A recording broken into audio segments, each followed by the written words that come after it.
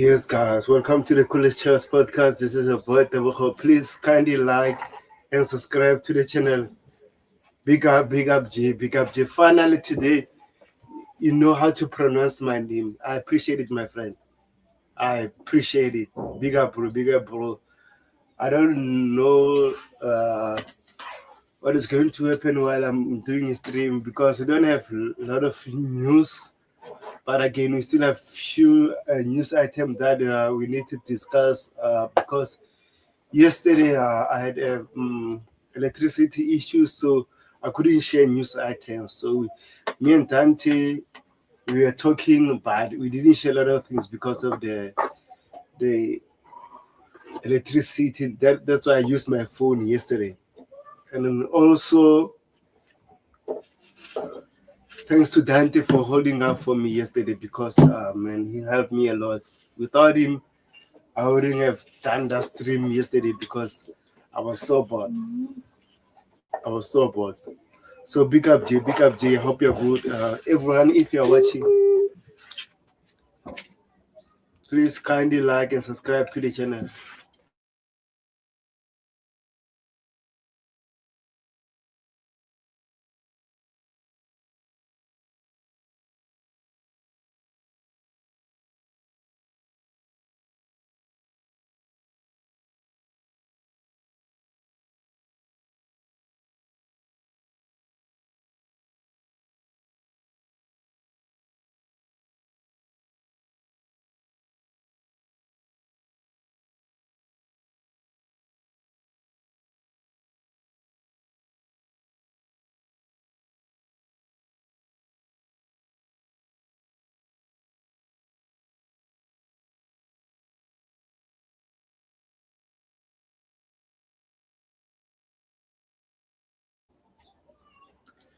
Yeah, so we just have some latest on Enzo Fernandez. Bye Bye. Give him. Yeah.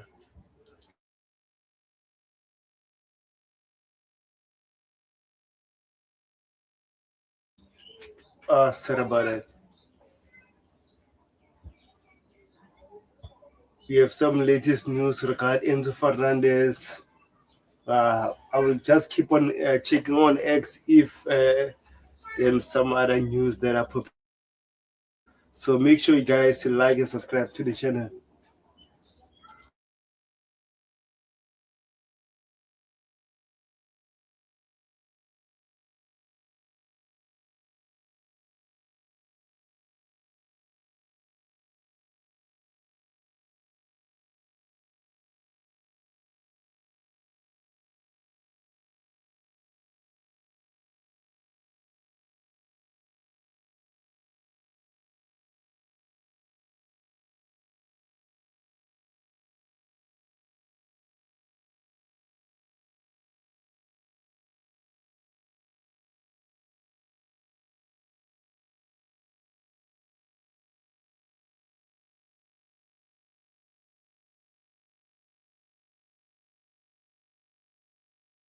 Yeah, so let's go straight into it.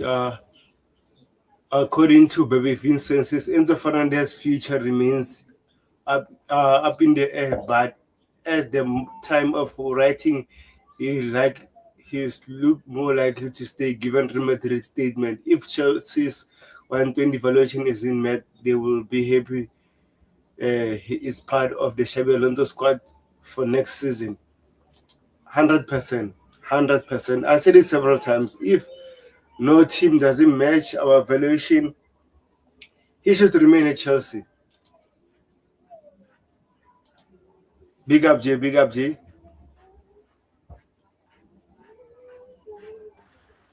Pick up the Virgo. Hope you're good. I'm good, thanks. How are you? Yeah, I'm doing good, man. Oh, you change your picture. That's why I said like that. Is it Dante? Now I can see you. Yeah, I'm trying to, be an imposter. But you forgot to change your name. Ah, such an amateur mistake. I'm on a Man. mission to, damage coach and Dante's reputation by trying to, fake ID them. Yeah, hopefully today I'm going to have a successful stream because yesterday was so stressful. Power just went down the time I was doing the stream, and then came back for all 10 minutes, and then it went out until the end of the stream. And then it's annoying because I like it when I can share some news item, read and talk about them. But talking It's a, only, yeah, it it's doesn't actually help. surprising because yesterday's stream was one of your perfect streams. As far as I could see, it was flawless and it was quite, like you were totally on with your internet connectivity. It felt like that. Maybe you were not on, on Yeah, your regular setup. yeah. And big up to Uting says your network is not much clear. Is it clear on your side, Jay? Yeah, it's fine to me. Even on YouTube, I could hear you and see you perfectly. Okay, no problem then.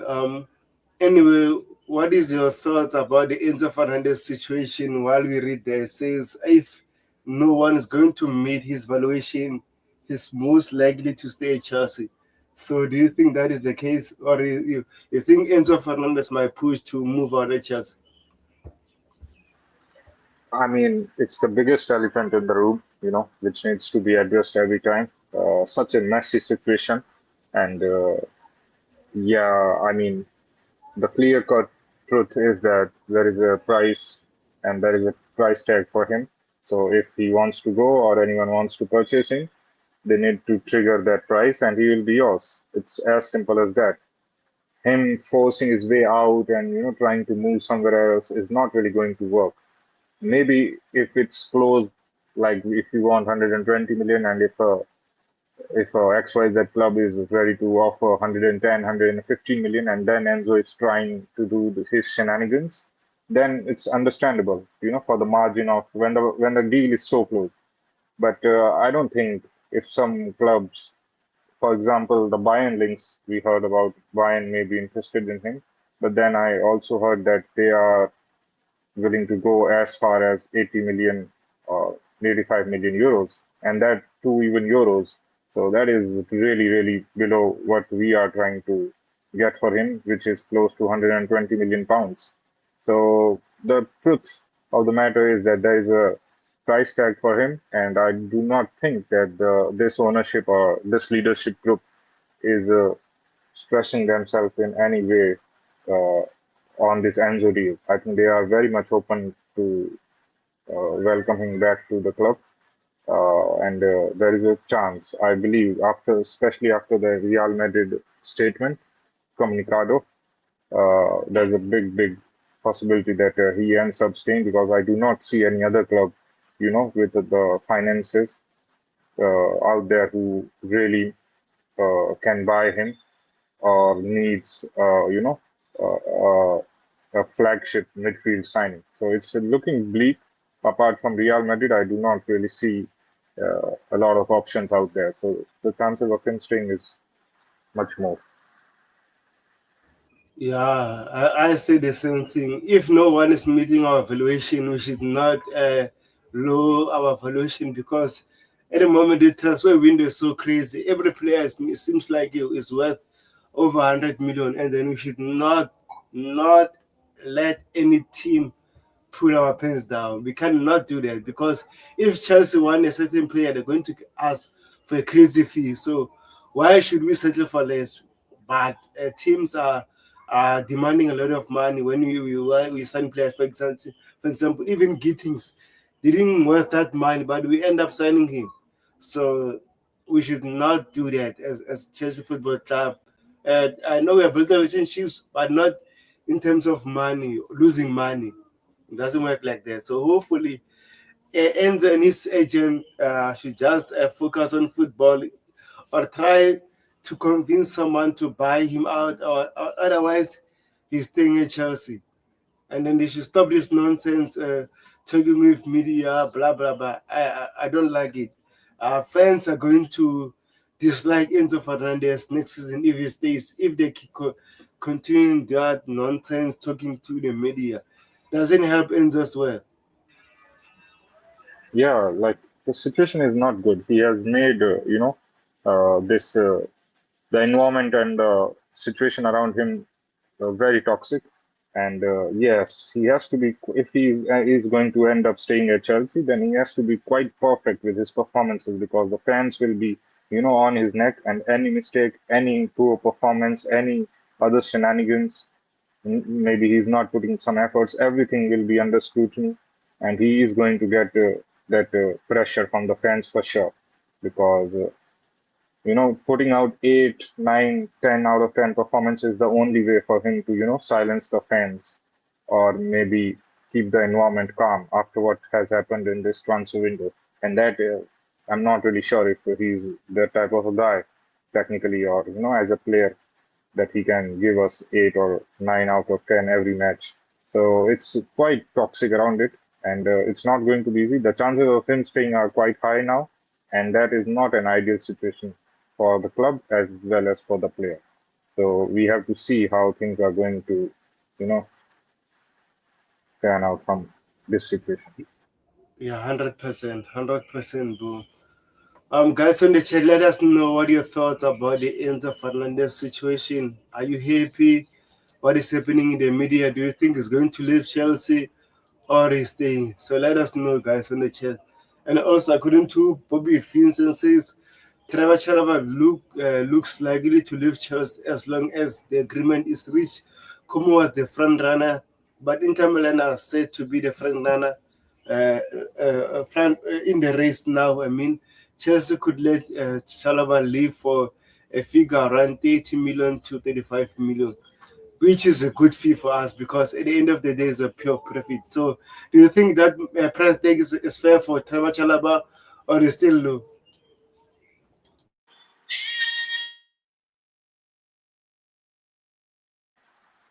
Um, you're talking about the price tag, right? Correct.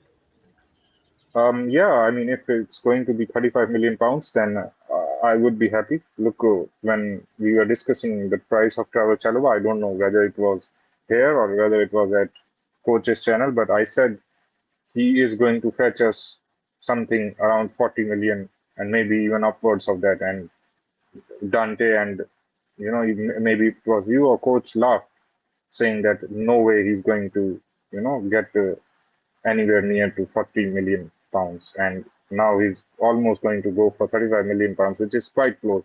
I always knew that he's not a 20 million or 25 million guy. He has the talent. He's got that, record of fitness with himself. He's one of the most available centre backs. He is always ready to, give you his availability throughout the season. And he's not that bad of a player as well. If you're talking about, technical and profile wise, he's quite solid. He can do a good job, and especially at a club like Como or even Inter Milan, which who plays in the Italian league, which I think favors the defenders a lot more than to the Premier League, and also the pace of that league is not that high. So I think it's going to help Chalaba a lot. He's going to find a bit easy uh, out there. So I will be happy. I wanted a bit more, ideally, around 40, maybe 40 or 45, but I think 35 is quite fair, especially considering how penny pinching these Italian clubs are. So if we get a 35 million package, and I know it's going to be an overall package, it's not going to be 35 million without add-ons. It will be with including add-ons. So maybe around 28 or 30 millions and 5 millions in add-ons. So but I think it's going to be a pure profit. So 35 million is not that bad if you consider the fact that it's going to be pure profit for us. So yeah, it's a good deal, and I think it's just a matter of matter of moments now. I think the clubs are pretty much agreed. Uh, I think Inter Milan is the likely destination, although anything could happen. Maybe Como made a surprise U-turn and comebacks for him, but looks like Inter Milan is going to be where he lands. Yeah, it seems like Inter Milan are going to be the one who's getting him. But again, as long at the end of the day we get the money out of the deal, I'm happy. I'm happy. I think Trevor Chalaba is a good player, but again, it's not the level up that we need to challenge for trophies. I'm not saying even Barishile, Axel Disasi, Tosin are the top centre backs, but again, they need to be sold as well. But now, since we have Trevor Chalaba Suta, that one team, I think we should sell him, because at the end of the day, if we say we can't sell Trevor Chalaba because of we need to sell one or two players first, doesn't work that way. Whoever has been linked to another team, and then we want to sell him, we should go first, and then hopefully as time goes on, we get other teams that want our fringe players, just like I'm saying, Tosen, Barry Shile, Axel Disasi, even Wesley Fafana. As much as we are saying that will be hard for him to be sold because of his price tag, also because of not price tag, I mean his injury problems, and also his wages. So that's the thing now. But anyway, we have a question now from. Yeah, Okay, go ahead, bro. you know what? You mentioned this point. I forgot to, mention the situation that a lot of fans, and including me and you as well, I believe would want the likes of Bediashile, Tosin, and even, uh, Bediashile, Tosin, and Disasi, and even Fofana, for that fact, to be sold ahead of Trevor Chalobah. And it's just unfortunate that market, behaves in a way where you are going to go only when there is a demand. And I think this is a fact which can silence some of those Chelsea fans who says, "Oh, Tosin is a good player. Oh, Bediashile is a good player. Oh, Disasi is a good player. It's just that Chelsea here they are struggling." No, they are not good players. They are absolutely dead footballers, and the demand. They have no suitors. There are no clubs interested in them. We have to sell Chalobah ahead of them, who is much, much better than all those guys. And that is just a plain fact that those guys are absolutely duds. There is no market or demand for them. And we are in a situation where we have to sell a better player in Trevor Chalobah than ahead of those Deadwood. So I think, I especially don't like this narrative that just because we are Chelsea fans, we need to, create a false narrative that our players are good. They are not good. A lot of them are not good, and especially these defenders. Let the truth be out there. 100%. We have a question from Mutis. Shall Chelsea go for Fabian Ruiz as Shaka's alternative? And also big up to Coachella, big up, bro. And also congratulations for the 30K subscribers, bro. Hopefully for more subscribers, road to 40K, my bro. So let's address this one. Do you think, first of all, PSG will let go of Fabian Ruiz? Because as much as I like him, Fabian Ruiz, I don't think PSG will let him go, because it's so important for Luis Enrique. But if he's available on the market, would you sign him?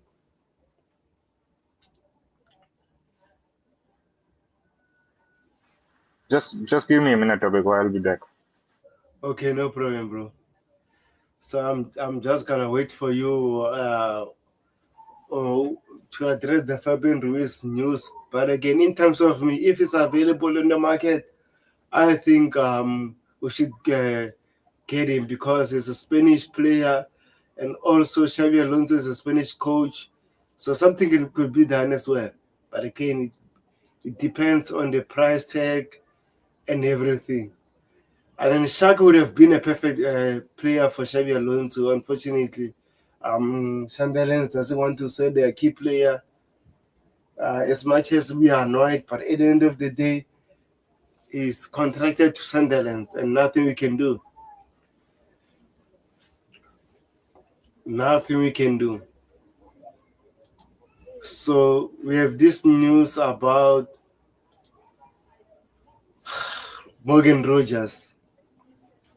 Says Chelsea are interested in Aston Villa Morgan Rogers, but Aston Villa are determined to secure a big fee if he departs, which is 130 million. That's crazy.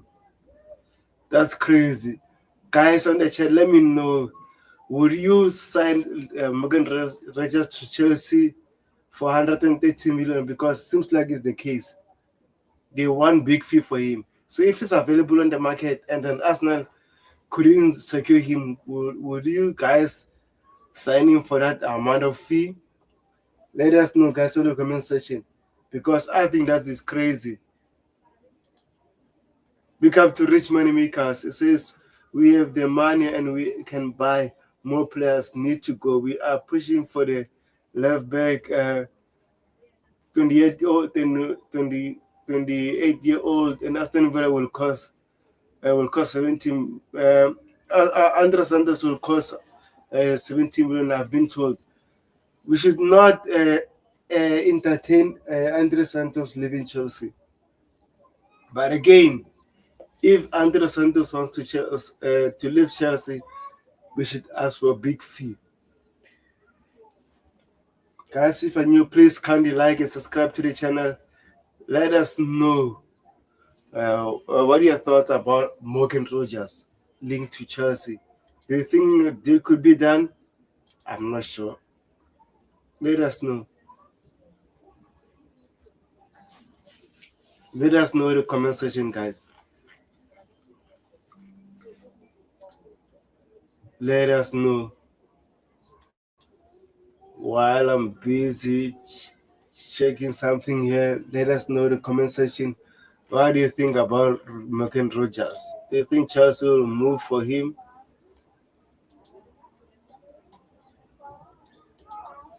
Let us know, guys. Jay, let me know when you are back.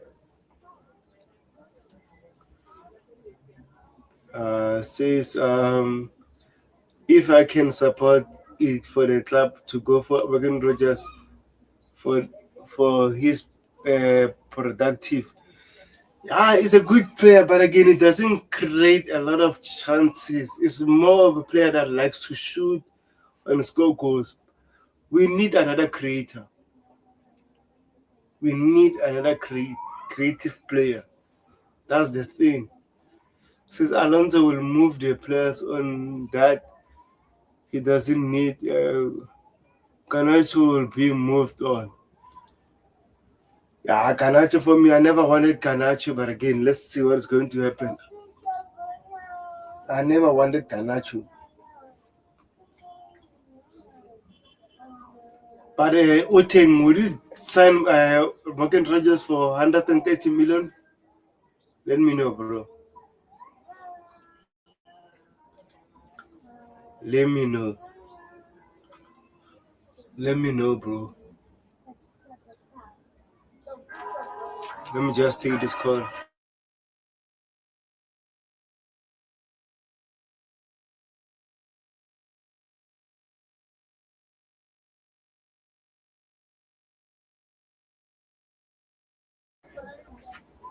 I wanted to take this call, but it seems like this person doesn't talk.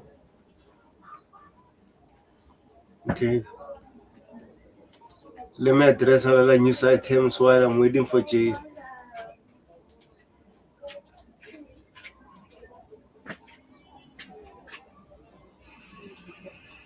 This is Dante Love Garnacho will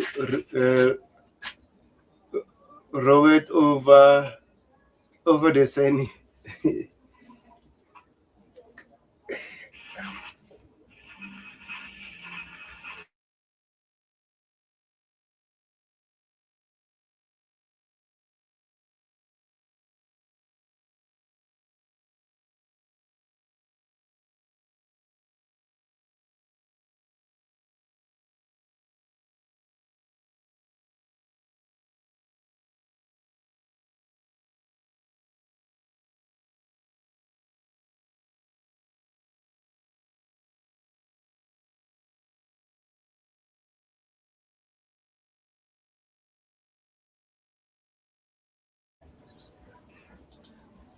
Bye-bye.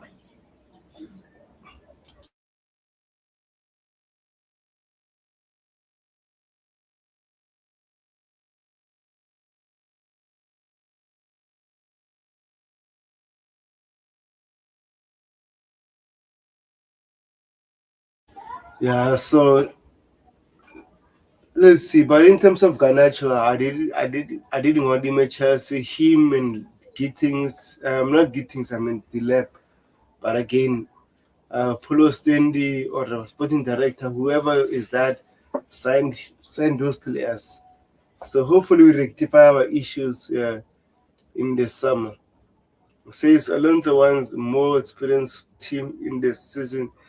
Uh, Dave does. Let's see. Let's secure the left back first and see what is going to happen.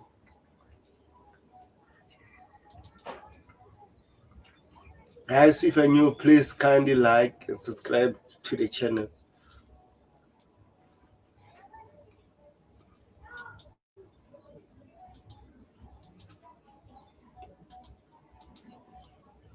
Let's go for this news about Tarek George. Says Tarek George has completed his medical at Everton. Final details of the long move from Chelsea being finalized.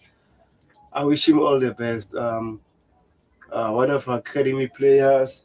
We're going to get a good fee for him. I think we're going to, if and also good thing about this deal, him and Trevor Chalaba, they are pure profit.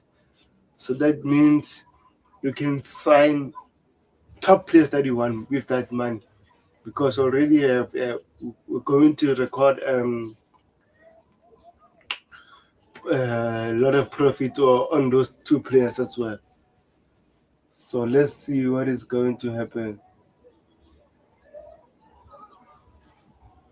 Let's see, let's see, let's see, let's see, let's see, let's see, let's see. But I've saw some other news from Party here as well.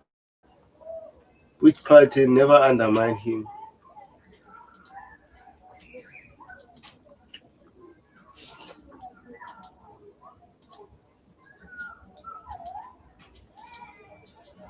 According to Party, Chelsea have made their second bid for Pep Chavarella close to 80 million euros with add-ons. I wonder how much is that, and also, um, will Rayo Vallecano accept that? That's the thing. That's the thing. I know Party is not a big name, just like Fabrizio Romano, David Austin, Bobby Vincent, uh, Metlo, but Party already have sources inside the club. So I'm he back. okay, bro. Um,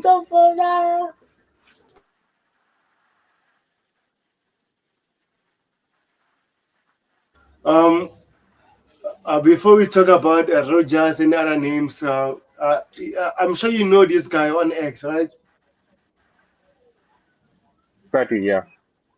Yeah, so he says that Chelsea have made their second bid for Pep Chavarella close to 18 million euros with add-ons. Do you think this should be enough to get Pep Chavarella, or is still low for them?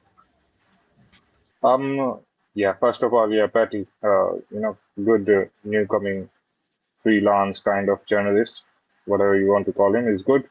Quite reliable. 90% of the stuff of his is correct most of the times, from the past 1 year and so. So, yeah, we can trust this guy. Again, I think it's the similar strategy where they want to bid, and again, I think it's not going to be accepted, and I think even Chelsea know that this is not going to be accepted. Rayo are fixated on that price of 25 or 30 in between that, and I think we have to cross that margin of 25. We have to go north of 25, maybe as a whole package, including add-ons, or as 25 only.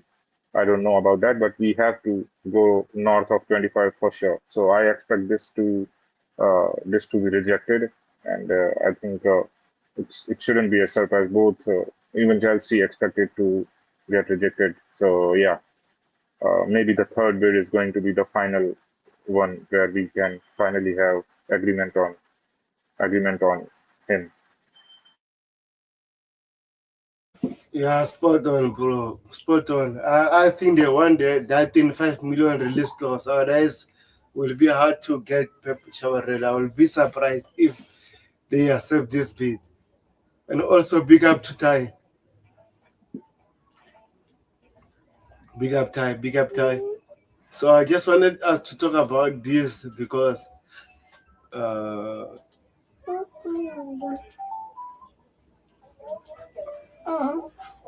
oh, okay, let's talk about this one first. What are your thoughts about Terry George leaving Chelsea to Everton? Yeah, one of those deals that I had no doubt that it was going to happen. I think he had a decent spell at Everton on loan. Nothing spectacular, but not even a disaster. So I think he was a good option for them from the bench, and he's quite young as well. The talent is there for sure. Some portion of Chelsea fans are worried that we are not putting a buyback clause and all those stuff, but I think. He's obviously talented, but I don't think. I think the upper limit for him as a winger is not really going to be something that we are going to regret. So I'm fine with him leaving, even without some of those clauses. I think there's a sell-on clause where we are going to get some percentage if we Everton are going to sell him further in the future. Uh, yeah, I think it's a bit lower side. I expected it close to 25, 30, but I think it's 18 million and then some add-ons. It's a bit on the lower side, but we know the Premier League clubs, man, especially the mid-table clubs, they are always going to, you know, uh, hold out for such young players. So it's another one of those players who's going to be a pure profit from the academy. So that is why it's going to reflect positively on the balance sheets and all as well. Even despite it being only 80 million, I think. Since it's a pure profit, it's still going to be substantial for the sheets for Chelsea to, have that overall budget of sales. So I'm happy. I have no regrets and nothing of those sort that we are going to regret and all those things with him. He's a talented player, but I think the upper limit is not that high for him. I think Everton and that sort of club is the perfect destination for him. And if he's lucky, I think there is a chance uh, with a bit of luck he can get that breakthrough at this club, and maybe he can be the next next thing which can go on to some other European clubs in a few years. So all the best for him. One of those players which has caused no issues with us with the game time and all those things. I think he has been a very good lad. Helped us in moments where we were facing injuries as well. So good luck to Tarek George. Yeah, 100%. We expected a lot of fee for him, but again, at the end of the day, if we have a good relationship with Everton and then we're selling him for lesser than we expected, at the end of the day, is a pure profit. And as much as we want more money for him, I think it's for the best for this kid to go somewhere else to develop. So I think it's good deal. And he didn't play a lot of minutes last season, so maybe that's the case as well. And Ty says big up J. Big up, Ty. Big up. Hope you're good, mate.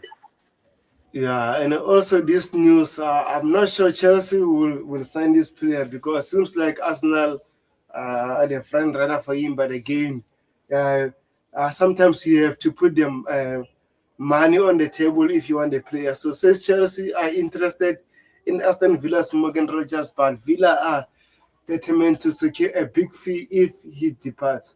So we saw the report saying that they want around 130 million. Do you think it's worth that money?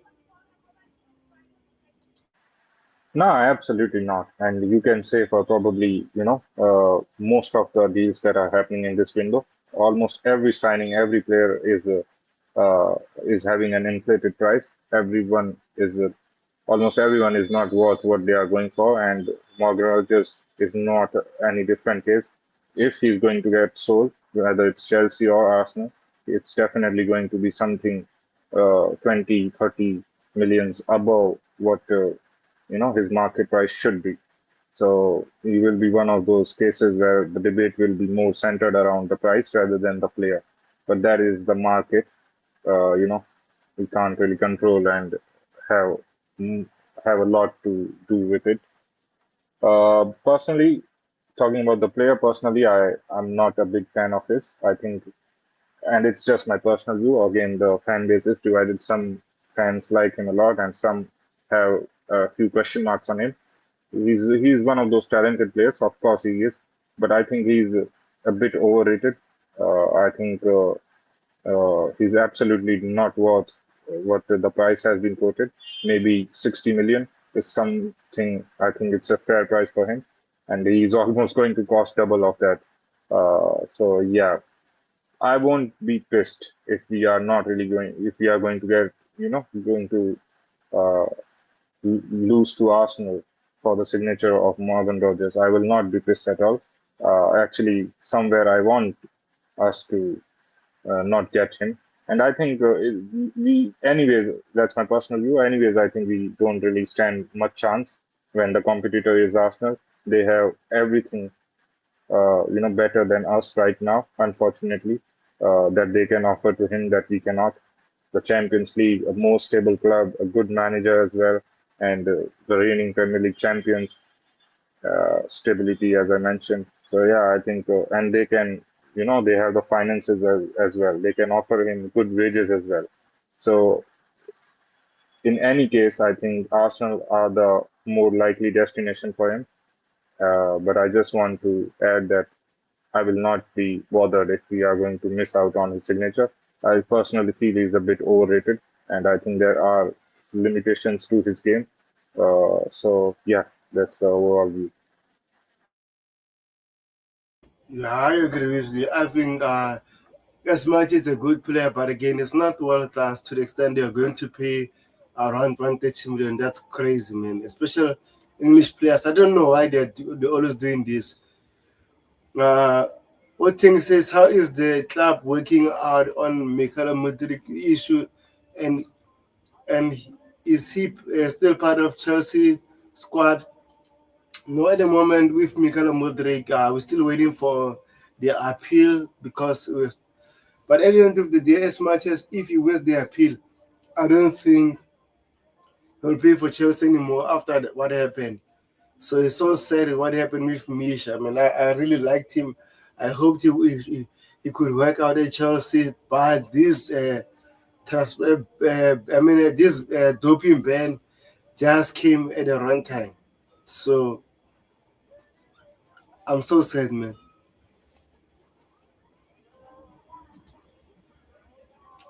Since Alonso has been offered kids and he wants experienced players over the age of 25, this is fact. Uh, um, so I don't want to go into your debate with Dante. Since Mikola Modric situation is wild one. Yeah, I mean it's so crazy, man. Ah, man, I feel sad for this boy. What are your thoughts about Mikola Modric, bro?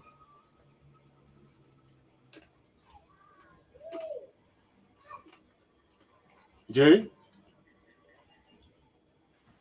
Yeah, sorry, mate. I just got disconnected. Can you repeat? what are your thoughts about the Mikola Modric situation? Um, I think he's one of those fairy tales that Chelsea fans used to talk about, and I think still a lot of people think that he can come and he can become the player that we thought when he is when we purchased him. I think realistically, it's a full stop for him at least at Chelsea. I don't see his career getting back to track at this club.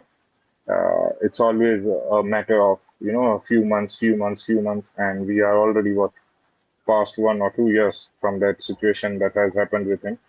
I'm not even sure that he is up to the fitness that a professional player should be. Uh, and I think it will be better for both the club and the player that they end this relationship, and maybe he can try it somewhere else. Maybe he can build it from the scratch again, from zero he can start, and maybe he all the best to him. Maybe he can you know, fulfill some percentage of that uh, talent that he had. It's unfortunate what has happened to him. We don't know the whole story for sure, but Mhm. I don't see his Chelsea career getting reinstated again. I agree with you as well. It's so sad what is happening with him, and then I don't think he'll ever play for Chelsea again. Which Maker says the one Michaelis case dealt with ASAP. Unfortunately, those kind of cases doesn't work that way.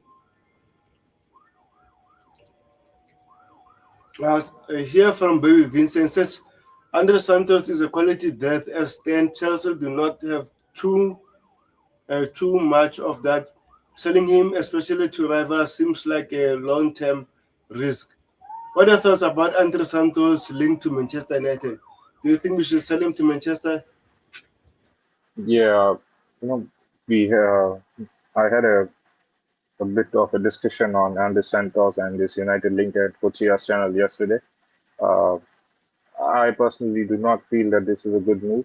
I think we are taking a huge gamble. Uh, I mentioned it there that the one part of our team that is strong or world class, which can challenge any big club, is our midfield, and that strength is very much because of its depth that we have in our midfield. So it makes no sense for us to really weaken the only part of our team is uh, that is stable. So ideally, we should not sell him, at least to Manchester United. I think we absolutely should not sell it to Manchester United, maybe Newcastle. But even then, I think there's a great player in him, very talented, and it's a matter of time when he will get that breakthrough. We saw glimpses of his talent and his profile last season. He played he made like 22 or 23 appearances for us last season, which is a very decent amount. So he gives us that availability as well, and it's very unfortunate. It's one of those cases you can, you know, talk about it in the same manner as we talked about Chalobah. It's unfortunate that we got a player like Lavia who's never fit, and yet we have to, we are talking about selling a player who is 100% more available than him. And it's really, really unfortunate that there are discussions happening at our players, while there are players in the team which are not good enough, whether that is whether that is because of their overall profile, overall talent, or whether it's the unfortunate situation of injury, which is the case with Lavia. So it's very unfortunate. I very much believe in his talent. Uh, and the other thing is who they are going to really replace him with. I think selling him for 50 million, which I doubt. I do not think Manchester United are really going to pay that price for him. Some say that he's worth more, but I doubt that even 50 million is something United are going to touch, even Newcastle for that fact. But even if you are going to sell him, say for 50 million, I do not think there is a replacement in that same financial bracket that we can get. You have to literally double it, close to 100 million, to find a like to like or a better replacement than Andre Santos. So it does not make sense. You are really literally going to pay double the price, almost double the price, and going to replace Andre Santos when you can just simply keep him. And maybe the discussion about selling him can happen ideally next year when he will have one more year under his belt. His development will be more perfect, and he will have that uh, Zabi Alonso influence as well. Some tacticos think that this is actually a great pair.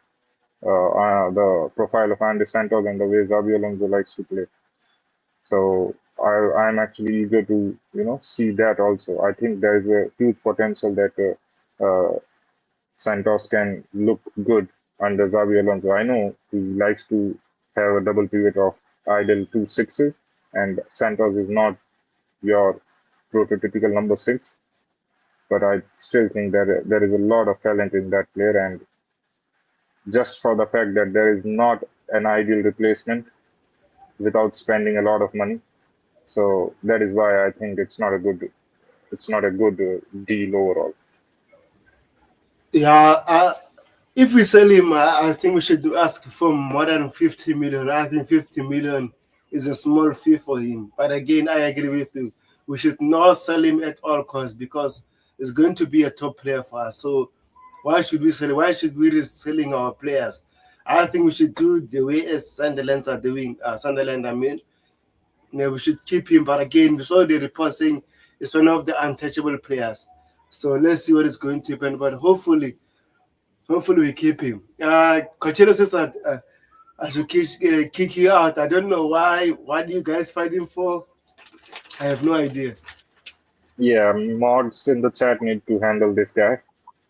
So mods out there, just deal with this guy, Kochia. Says how is the Chelsea club going with the move for uh, Alan Junior Krupi from Bournemouth and Crescensina Somerville from Leeds? It's not from Leeds. Now he's playing for West Ham. We just saw rumors about Chelsea are linked to from Somerville, but again, not from top sources, just from the Guardian. Nothing new after that. But again, um, I'm not sure it's type of Xavi Alonso player because it seems like Xavi Alonso want a winger that can play as a inside. I mean, inside forward can play as a ten as well. So I don't know. And in terms of Krupi, I saw the new from Alex Krug, who's working for Talksport. He said at the moment Bournemouth doesn't want to sell Krupi. So, what are your thoughts about this question? Would you mind Chelsea signing these players if they're available on the market, Jay? Yeah, well, you know my views on Junior Kupi. I'm a big fan of this player, and I absolutely want him to, want Chelsea to sign him. I'm a really big fan. The numbers are out there. He literally broke a few records. Like I think uh, the youngest to maybe score more than 10 goals in his first debut season, some kind of, those type of records. He's a really good player. His numbers are good. He looks good on the eye, very strong technically. And contrary to what you said, I think he will suit Xavi Alonso, very, uh, very nicely. I think he is the ideal player that can fit in the demands that we are looking for that attacker. He can play as a left half space player, and he can also play as a 10 as well. So he is your uh, ideal attacker in my eyes, and but he's going to cost a lot of money. Bournemouth obviously are not really looking to sell him, and I think Tottenham are more ahead in this deal. I don't even know if we have any solid links with him. So Tottenham are well and truly in for him, and it makes me sad and angry that he's going to go to our rival. But I can understand some fans, questioning whether he's a young guy, he's 19, 20 years, so why do you want to sell him? Well, sometimes the quality speaks for itself. He is not your future star who is going to give you numbers in a few years. He is literally giving you instant impact. He has shown this in the Premier League, one of the toughest league at the age of 19. He's only going to get improvement in this coming season. So whoever gets him, whether it's Tottenham or whether it's any other club, they are getting a really good start in the name of Junior Krupi. I'm a big fan of that player.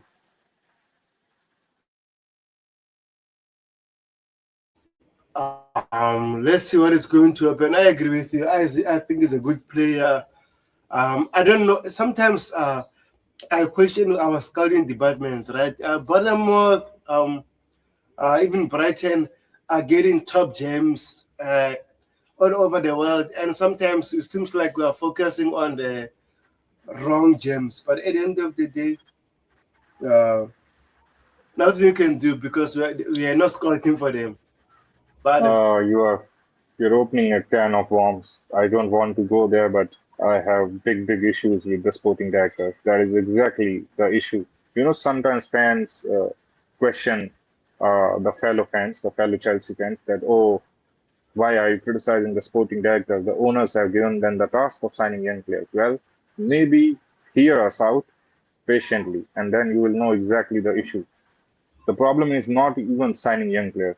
They are just not good at their jobs. They are signing young players who are just not good enough, or who are far away from giving us impact. While clubs like Brighton, Bournemouth are literally picking stars from corners of South America and Latin America and everywhere, even Africa as well, who are literally coming to the Premier League, for example, Junior Coupe, and producing record-breaking season in their very first year.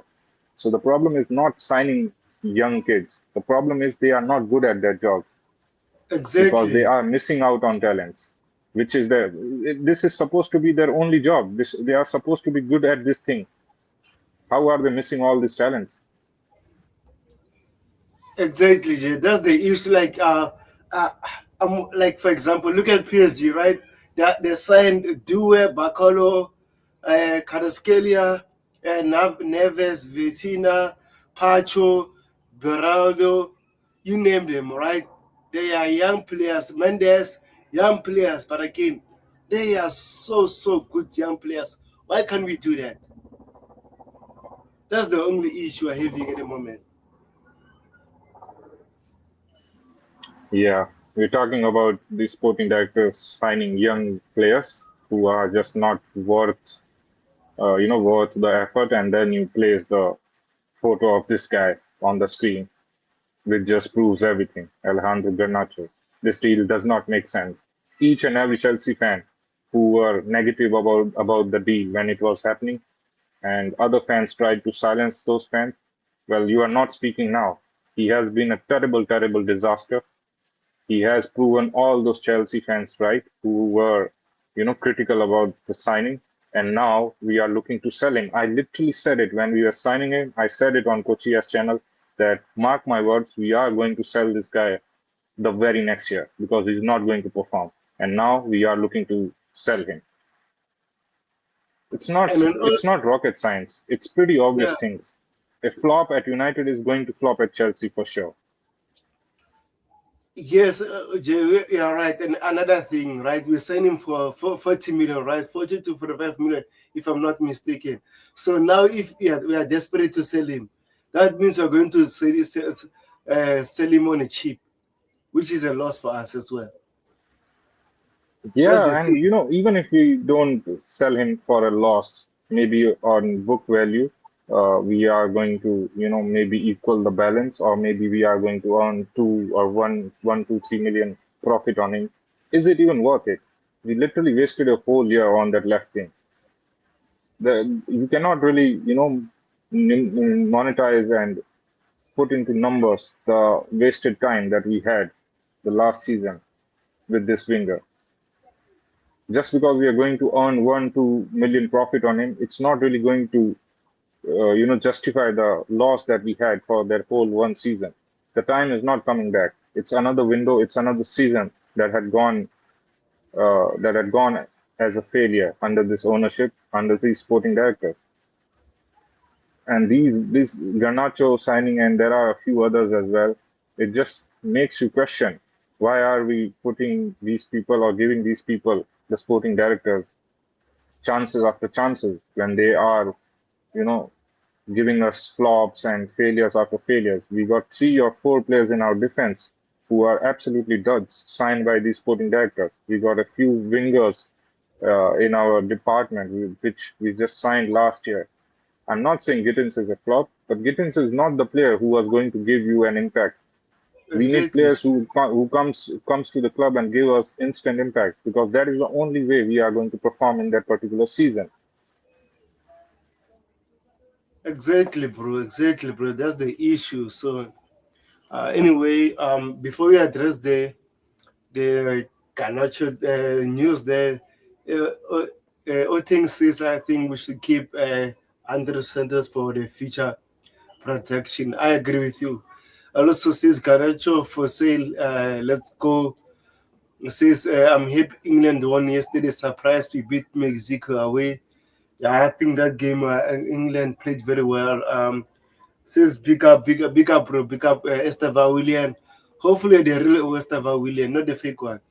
Says this is a piece of Alonso hasn't fully agreed with the Strasbourg players that included Baku, uh, uh, Christian Dante, perfect Alonso one physical with height. Let's see, the transfer window is still open. Go away, Jay. Oh my God! Says I think Jadon Sancho was more available and productive than Garnacho. Why can't the club sell Garnacho and bring back Garnacho? I think the issue with Garnacho, Chelsea wanted to sign him permanent, but he didn't want to reduce his wages, so that's why Chelsea didn't sign him permanently. So that's on Sancho, not Chelsea, unfortunately. Says we Stanley loves Garnacho. Man, I don't want to go debate with Dante. Come on, bro. So, according to Bobby Vincent, says Chelsea are open to selling Garnacho. Another Garnacho, they will only consider permanent exit. I think only Napoli can can help us because he was linked to Napoli and we signed him.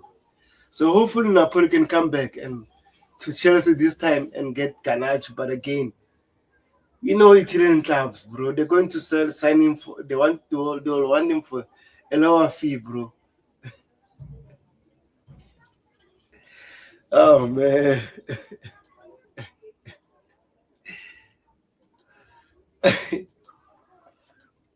I just want to talk about this kid as well because it says Chelsea are in advance talks over a new long-term deal for teenager winger Jesse Derry after interest from Bayern Munich and Juventus in the England under 19 international.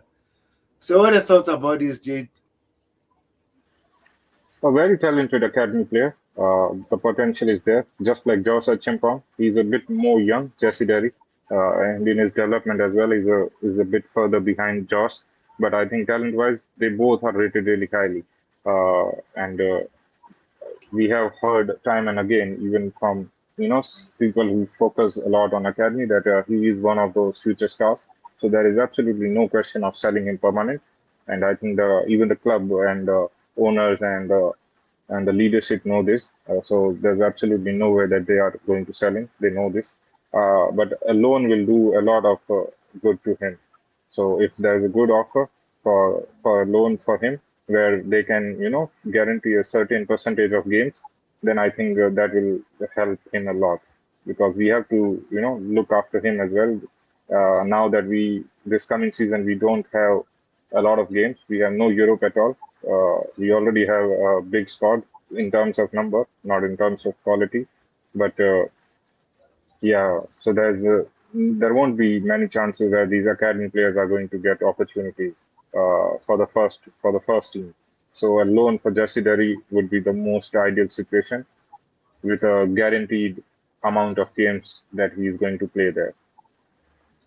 Yeah, Coachella says Garnacho was just an optimistic signings one that hasn't worked out. Oh my God! Did he just use the word optimistic with Garnacho? Hell no. Oh man, let's see. So we've got an update here. Says on Garnacho actually. Let me just do this. Um, it says this. Uh, there's interest in Garnacho, and they have been reported in Italy regarding Roma wanting to loan the winger, but Chelsea sources says will only consider permanent transfer this summer.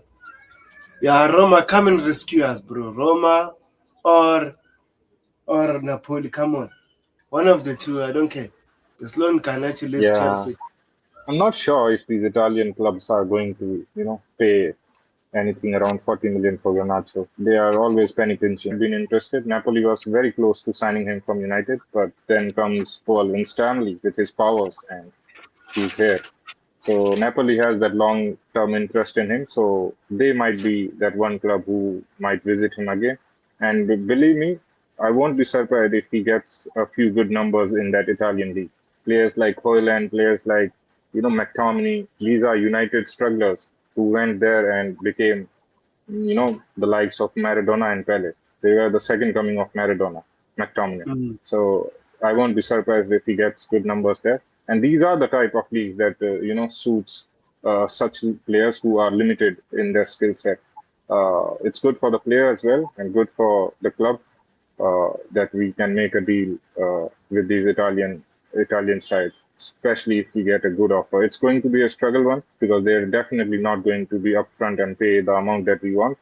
But I think close to the end of the window, they might just they might just grab him for anything. I think it will get around 30 to 35 millions. I don't think we will get the 40 million that we paid for him, but anything between 30 and 35 million, and I think that should be good enough. 100%. Otin says, okay, if Jordan Sancho can lower his wages, can the club bring him back? We are not sure, bro. We are not sure. Coachella says, opportunistic. It says, lol. Coachella seems like it's working with the Chelsea sporting directors. It's here to spy on us.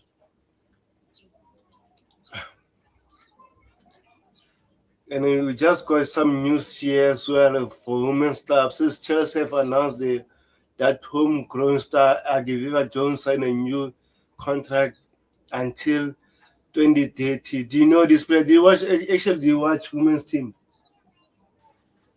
Every now and then, not a die-hard follower of the Chelsea women's team, but every now and then I do give it a watch. And yeah, she is one of those key players of the team. So it's good that we gave him a new contract and he stays. There needs to be a strategic. Let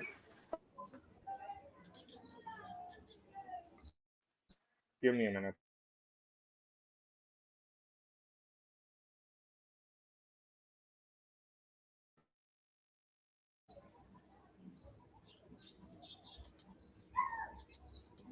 Can you hear me?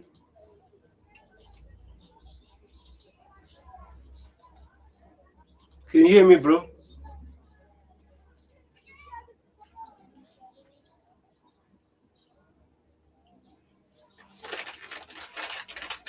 Jay, can you hear me?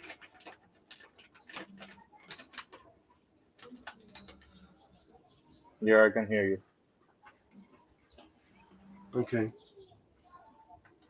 We just get some news at Chelsea as normal. Chelsea Football Club is delighted to announce Jan van der Kroek has been appointed as academy director.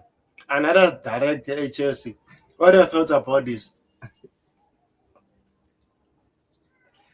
Oh man, we're busy hiring directors left and right. Again, one of those areas of the club which I have very little knowledge about. I haven't heard about this guy.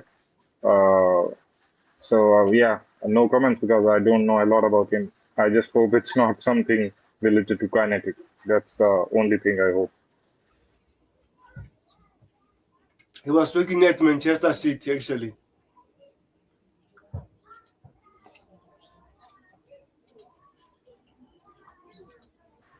Yeah, it could be City. Joe Seals has contact with City as well. So Yeah, he was working at Manchester City, so we just hired him. But again, let's see. I'll just do some research on him. How good is he at the moment?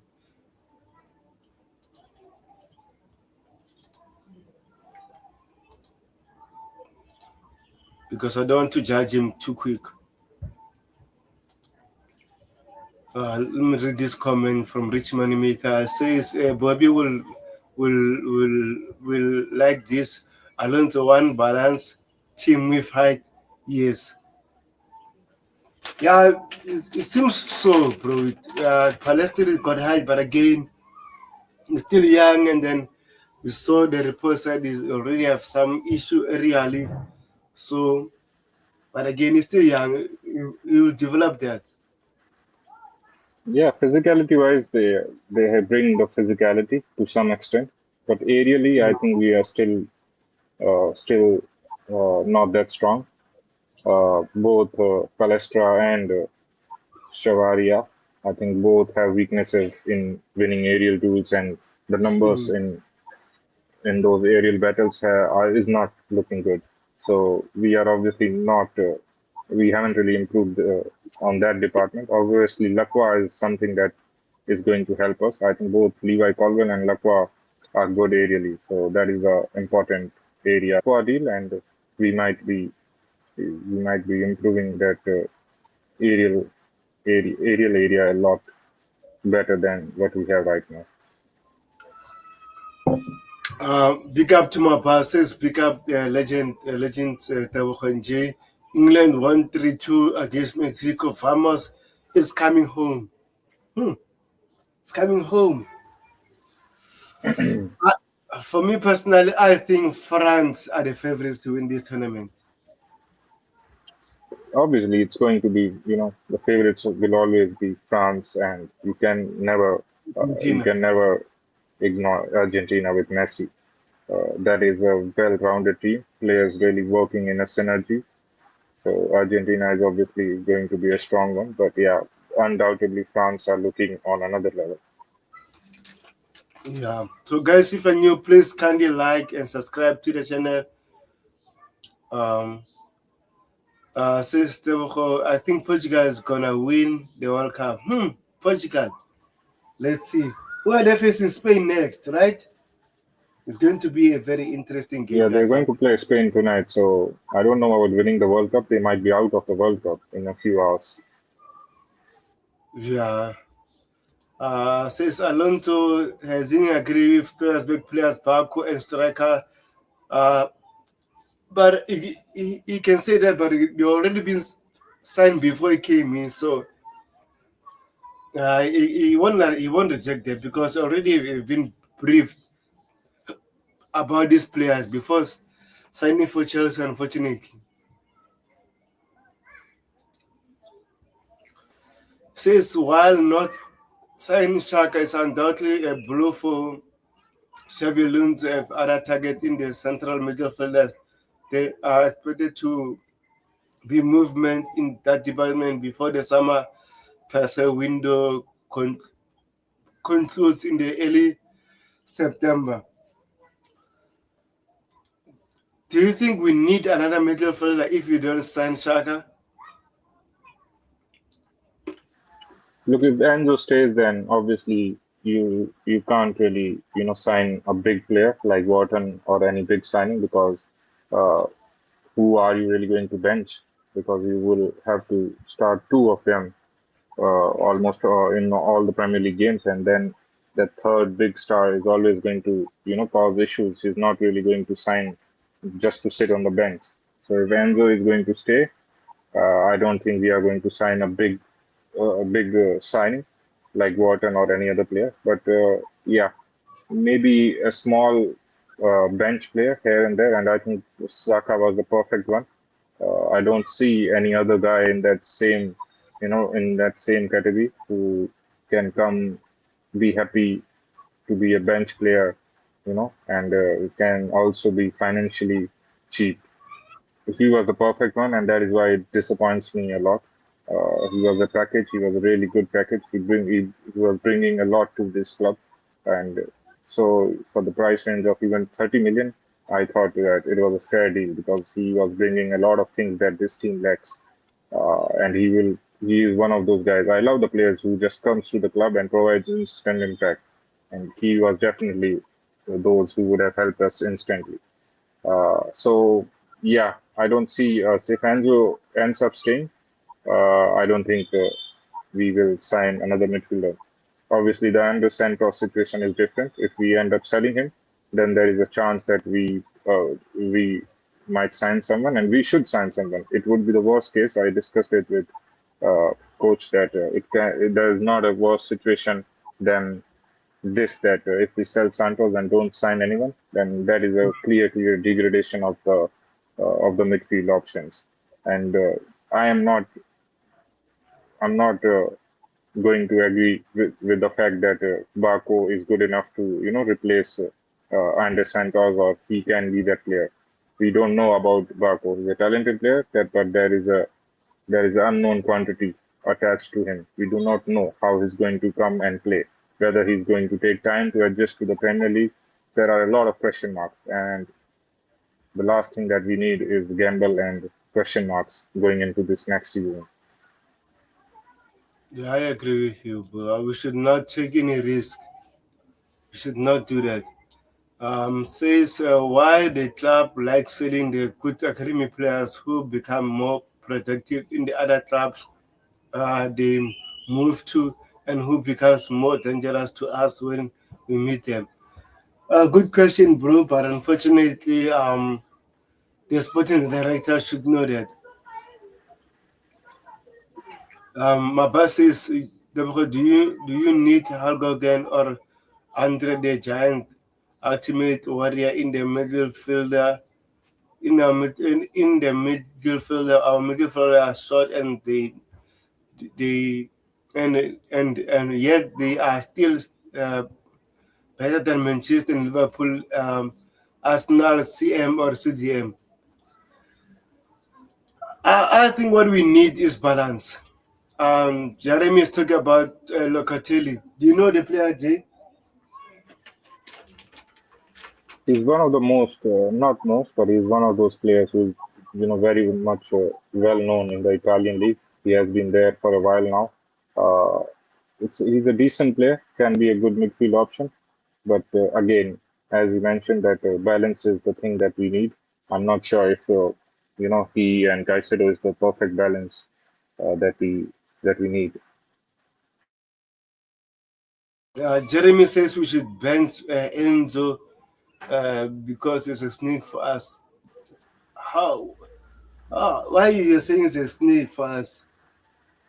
I don't Not understand. easy, not really, not that easy to bench a 100 million plus World Cup winner player.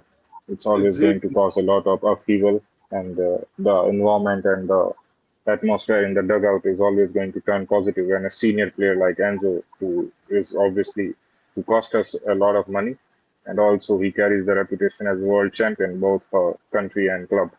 So we can't really simply just bench a player of such big stature. It's going to cause issues. Mm.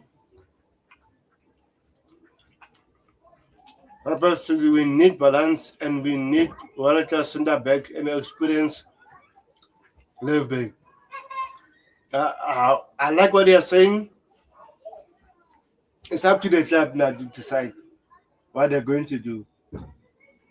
Not as much as we want some certain players. It's up to the club. Since I respect Mason Man, he won a Champions League, assisted in the final of Champions League. But again, at the end of the day, he went to Manchester United. So that's football. But say Jay in A lot says of how support from me. yeah, they hate me. I know. Yeah, Mm, says how is the club going to work out with the dressing room plans and tactics leakage next season? As PHL last summer during the I don't know, bro. Who was that? Bakukorela, the news. Who was that? yeah. I think it was Cucurella. I'm not sure. It was one of the players. Maybe it was Fofana. Not sure. Can't Yeah, remember. I'm not sure.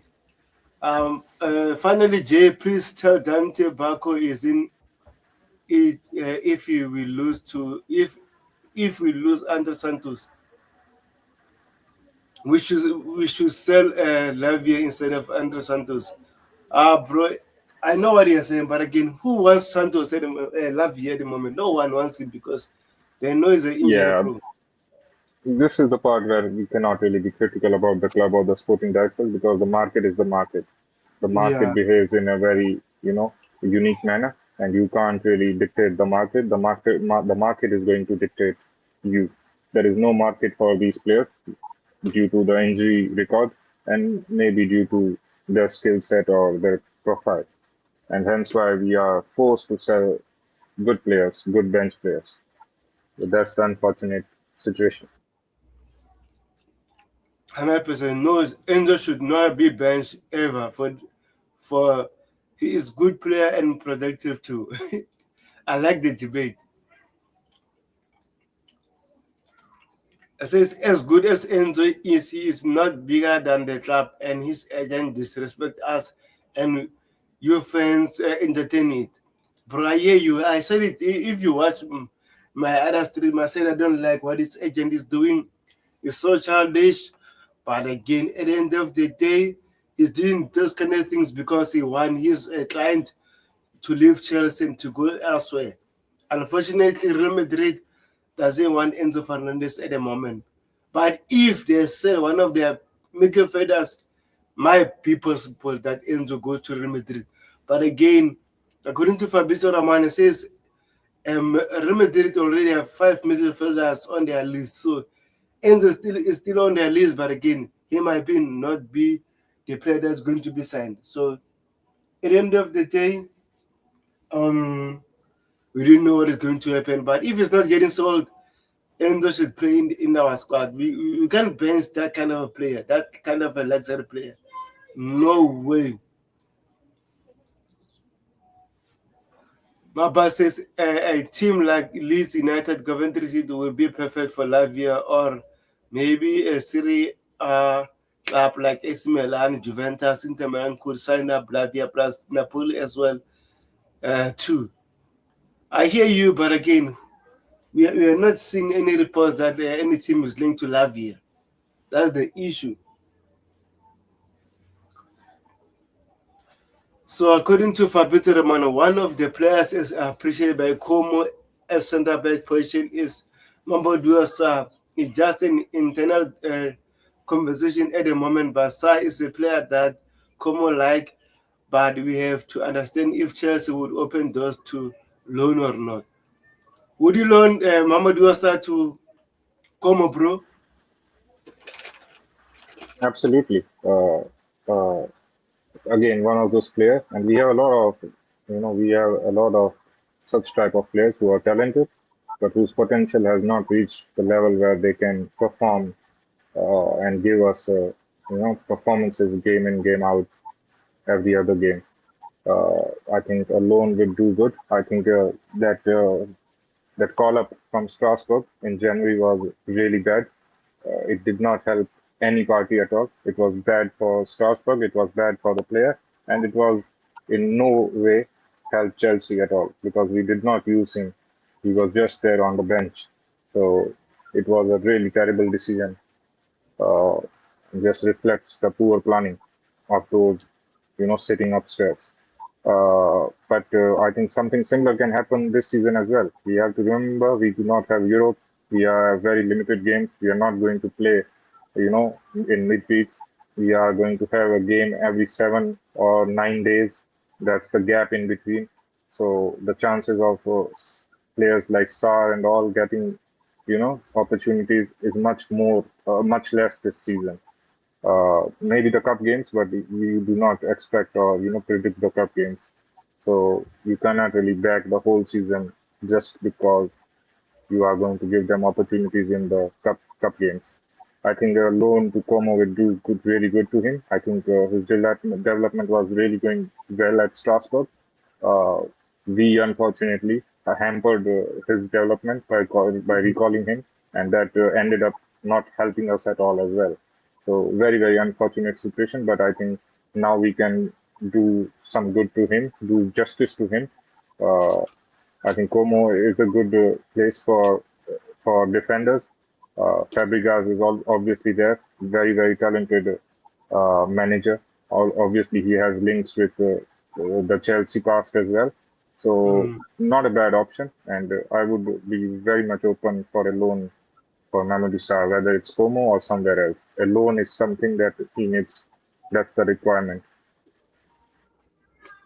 I agree with you, bro. I think Como will be a perfect guy for him because mm, is a ball playing center back.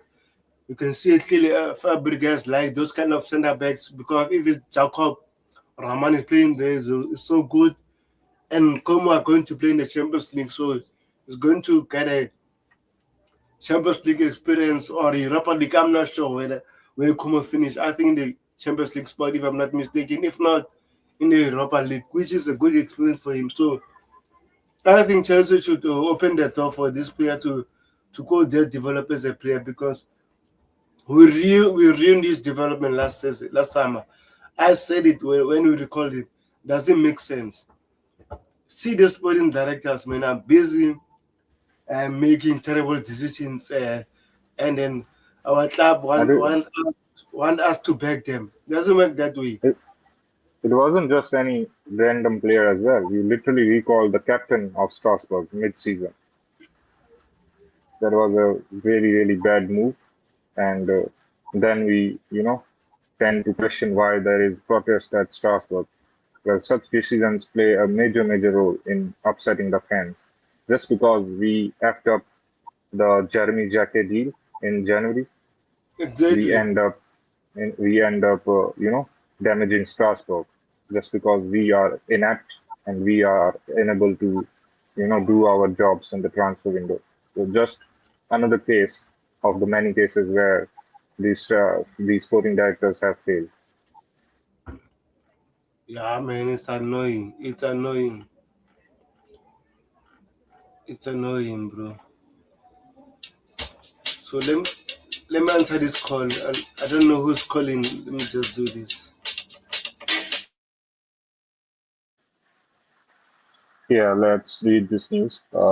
It's from Bobby Vincent. Manchester City are interested in Malo Gusto with Maresca keen for the reunion with Chelsea defender Premier League rival or not. Chelsea have no problem selling to Manchester City as long as they got up the hefty chunk of change for the Frenchman, who is said to be keen to explore his options before the September deadline.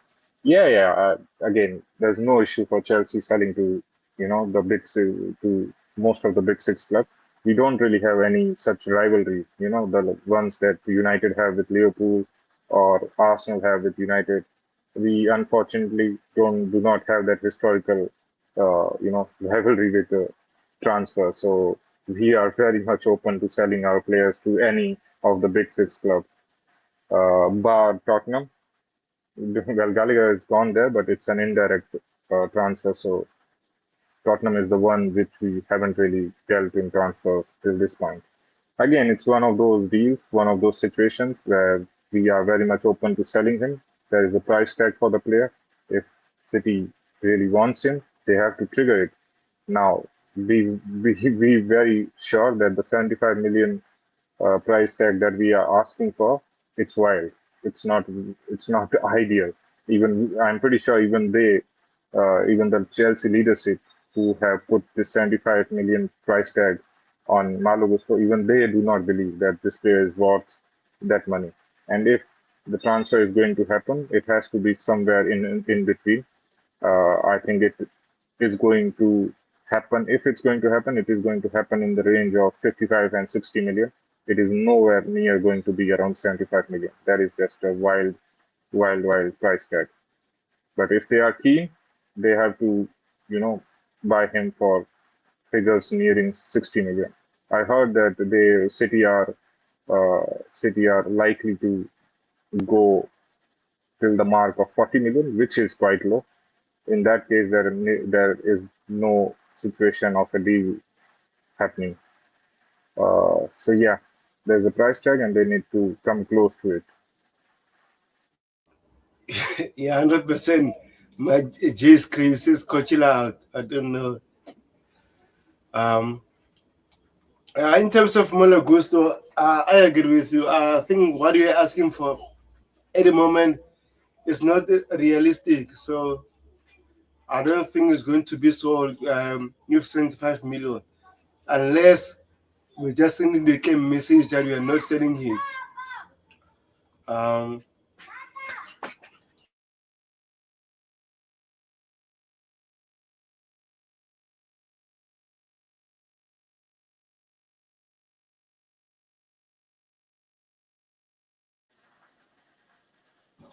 Yeah, sorry about that. Says we need more sponsorship deals so that we can cover high wages. I agree with you. I don't know what is up with the sponsorship, but it's been a while now. And also says that ringtone amazing. Ah man, I'm waiting for an important call since yesterday, man. And then today I've missed it in the morning. Now I've been waiting for it, like a lion waiting to catch something to eat. But man, and it seems like they won't call me again today, and then I'll be pissed if they don't call me. Um, says you watch Brazil, Norway, Haaland, this Haaland something. I mean, Haaland is something else. Yeah, Haaland is a good player, man. Read my previous chats. I mean, talk about the ringtone. Man, Malu Gusto.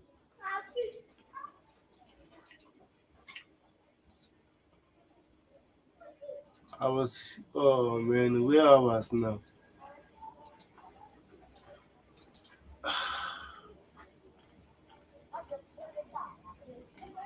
I was somewhere before this thing disturbed me.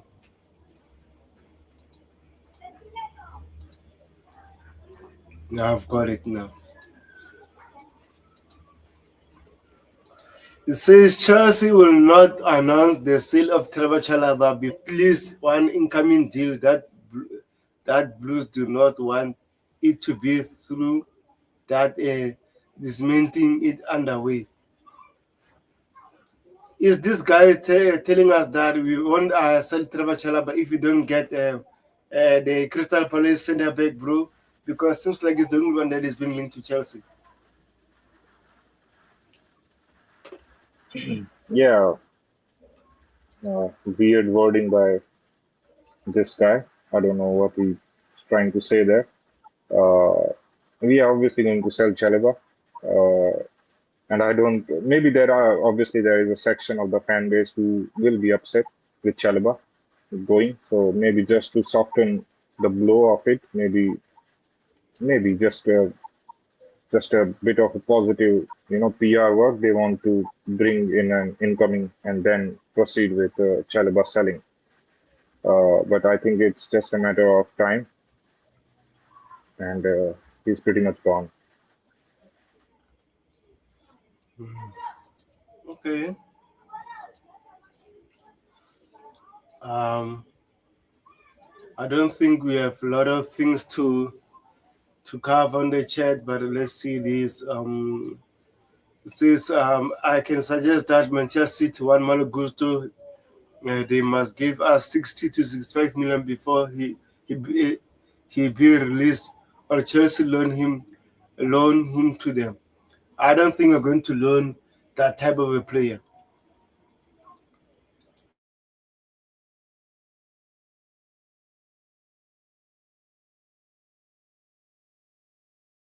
DJ Sef told Shaka's not coming. Says big up my boss and Estava William. Um, Tebogo and J. Sporting directors have made bad decision after bad decision. We are now becoming the 2025 Manchester United of the South. What are your thoughts about this? Yeah, can't really argue. The fans being unhappy with the sporting directors and with the club is pretty fair. I cannot blame them at all. The facts are there. The the performance for the last 4 years is there. No one can lie about it. It's facts. It's there, and it has been a struggle.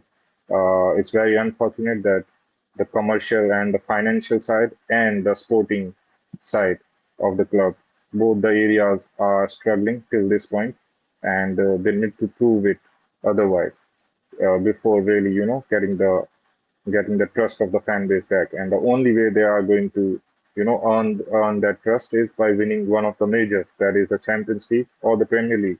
I do not see, the whole fan base getting behind them without them earning one of these, one of these big titles. And if we were doing fine on the sporting side, believe me, none of the fans will be talking about front of shirt, finances, this, that. These are the matters that get exposed when you are doing poorly on the sporting side, which is just an unfortunate fact. So yeah, I agree with it. They absolutely needs to improve it.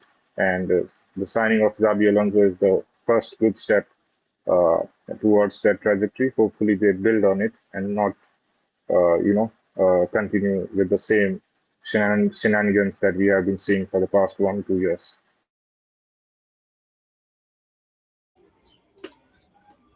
Big up, Dante. How are you, bro? Yeah, big up, guys. Not too bad. I fell asleep earlier. I just woke up, so yeah, I missed the show. Big up, Dante. Are you Big okay? up, Jake. Feels like you caught a cold. Sorry? Feels like you caught cold. Yeah, no, I just woke up. Yeah, I fell asleep. My son putting him to bed earlier. I just fell asleep with him. So yeah, that's probably why I sound that way. Yeah. Okay, my boss says big up. And then DJ said it seems to be doing what I thought they are doing to do, and that's not breaking alone on the players he wants. I think as much as we are we are worried at the moment, but again, it's still the transfer window is still open. I think we should wait until the end, then we can judge. We can judge them. So I don't know, Dante, if you saw the reports about uh, Garnacho now is officially on the transfer list. They want to sell him permanently, according to Bobby Vincent.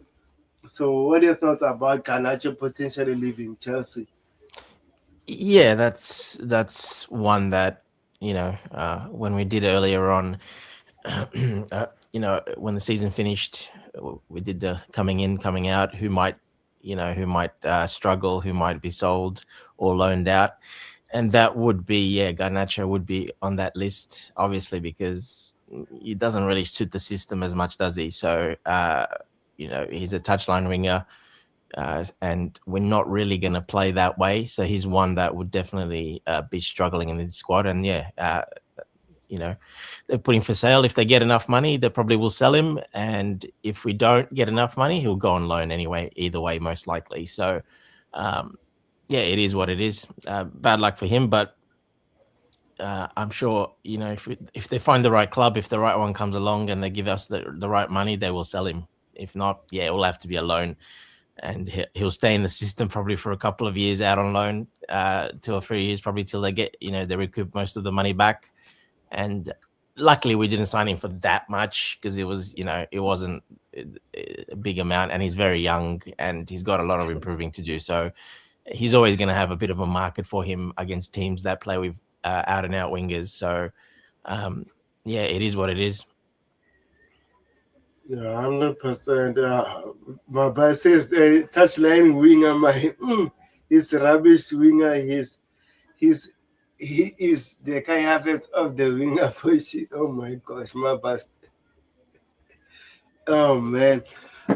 Me and Jay, we covered a lot of things, so I think we should just wait for 10 minutes and get some questions on the comment section, and then we call it a day. So I don't know if Why you wanted. Hmm? why is Mabas asking about Sterling? I think he has put this question 2 or 3 times in the chat now. Oh yeah. Yes, Yeah. yeah, JJ. What happened with Sterling? What went wrong with him? Nothing went wrong with him. He is one of those players who started his career really early. He has been playing constantly. One of those players, one of those rare players who have played for 3 or 4 of the big 6 clubs, which is quite a big deal. So he's just lost that pace, and his body is not really supporting him because he started his career quite early. So that's the reality of his career. Yeah, his mind's not in it really, to be honest. He's not. Yeah, I think he's like Jay said. He finished up a while ago. He hasn't got that, burst of speed. And I think when you don't take it that seriously and your mind's not really in the game, well, that transfers to your body as well. So yeah, he was comfortable. Let's not lie. He was very comfortable. You know, he got a massive contract. He was just very comfortable. He didn't really care. He didn't want to leave. He didn't want to do nothing. So he wasn't worried about England call up. He wasn't worried about nothing. So Mhm. yeah, that's the danger of giving guys like that big contracts, and that's one mistake I think we learned very quickly from. Yeah, 100%. And big up to Chelsea then, Papa Charles. Says for me personally, I think what we went wrong with Sterling is his discipline and too many injuries. Plus, he lacks consistency.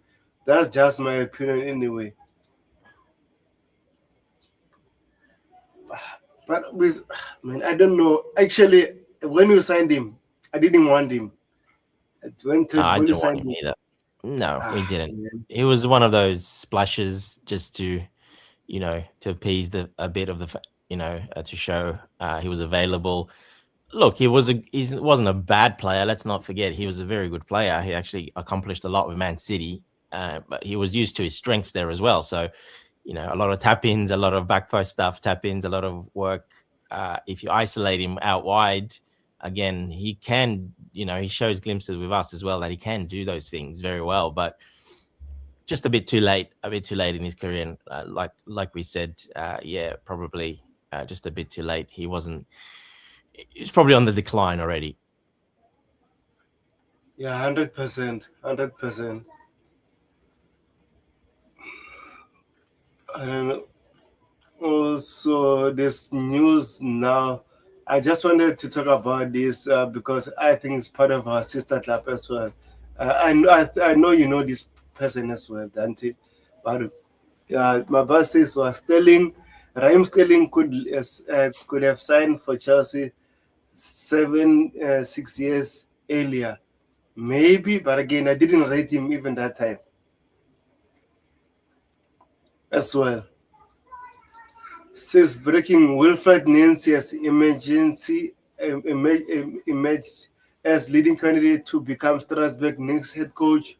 Blue identified the Frenchman as their preferred choice following Gary O'Neill departure, with talks currently underway. While no agreement has been reached, Nancy is now at the top of Strasbourg shortlist as the club aim to appoint a new manager before preseason resumes. Do you know the coach, Dante? No, not too much about him actually. He sounds familiar, but I can't remember. No. Yeah, he was coaching Celtics as Scotland. Ah, okay, yeah. Okay, makes sense now. Yeah, that's where I remember him from. But yeah, I don't know him too well, to be honest. No, I haven't really watched him too closely. Yeah, even my boss know him. He says Wilfred Nancy, he couldn't do it as Celtic. What makes him think he can do it as Strasbourg? We'll never know. All I say in life, failure doesn't determine everything. I think failure comes with success if you don't give up as well. But again, Strasbourg, I think, is a good level for him. Not Chelsea, not those bigger clubs. He can build his career from Strasbourg if really Strasbourg want him. Oh Yeah, my look, gosh. it does. Like you said, it doesn't really matter if you didn't do it at somewhere else, at a big club or something. Yeah, what matters is to win over the locker room, and be in tune with those players, be on the same page, and all these coaches have the credentials. Celtic is a massive club. To be honest, it's not a small club. Celtic and Rangers are massive clubs. They're the biggest clubs, and they're pretty much in Europe every year as well. So they play a lot of games. So either way, it would have been a good experience. Look, whoever they get, it'll be fine. He's been linked with they've been linked with a lot of names. They've got a very young squad, but a very talented squad. So it's got to be someone that can work with that group of players, that sort of level of players, those really really young players. That can really put in the discipline and you know uh, play a bit of fun football as well, because that's what you need with the young ones. So yeah, whoever it is, I'm sure they'll have a lot of fun there. Chelsea then says Teboko, give it 6 months, Alonso will quit Chelsea. How sure are you, bro? Why are you saying that? Did Xabi Alonso Oh tell yeah. you that? Well, they keep saying we're not signing players for him at all. That's why we went for Xhaka. That's why we're going for Pep Chavaria. That's why Lacroix probably we haven't signed any players for him. So yeah, that's just most of the fan base. Unfortunately, it's fine until some of those deals get done. But then the other argument is, well, those players are not world class players. So then you're going to have that problem Yeah. as well. So it's always a problem, unfortunately. I heard I you see. say that if we win, who said it, Jay, before I came in? If we win or we do something, Jay, it's not going to matter. It doesn't matter if we win. It'll still be the same. I mean, we did win. Let's not forget. We won. We won pretty nicely, played nice football. We won. It doesn't matter if you win. Most of the fan base, this fan base, will not like this ownership and they will hate them. It doesn't matter what they do. Basically, that's one of their mottos. Mottos is whatever happens, win, lose, or draw, whatever happens, blue out always. It doesn't matter. So it really won't matter if you win. Yeah, you'll win some more back, but at the end of the day, they'll always look for an excuse and for something, and it will never be good enough. Yeah, now it says Dante, did their owner beg Alonso for Shaka? But again, before Dante answer that, Sunderland doesn't want to sell their player, so should Chelsea just force their way? There's no point me answering that. If you don't know that on your own and you don't get it, there's no point me answering that. It's pretty clear what happened there. Exactly. Did we sign Shaka? No. Did did they beg Alonso? No. So what men chatting about? The transfer window is still open, DJ. So it's so hard to tell did they beg him or not. Let's wait until the transfer window. Let's say we send this only player, Palestre. We didn't sign Pep Chavarela or whoever's linked to Chelsea after that. Then we can say, okay, the club didn't beg him. But again, since the transfer window is open, anything is possible from now until the end of August. Yeah, and again, did we go for this play? Would we go for that player if Alonso was not here? Would we go for that player or Pep Chavaria at 28 years of age? No, we would not go for those players. So again, it's pretty black and white that we're backing him, and those are system players. They're all system players. Palestra's a system player. They're all system players, wing back, proper wing back. So these are players Alonso wanted. So I don't understand this by the fan base. I just really don't get it. It's pretty obvious we are backing him and we're trying to get the players we have. Now, other players at other clubs are not in our control. If they don't want to sell those players, they don't. And let's not forget, there's a World Cup going on. It's pretty hard to do business in a World Cup. It's not easy.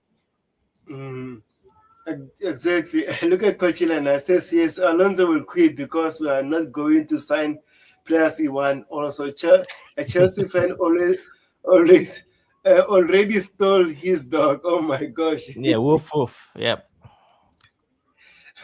What I thought, Jay, about this, we are not backing Xavi Alonso.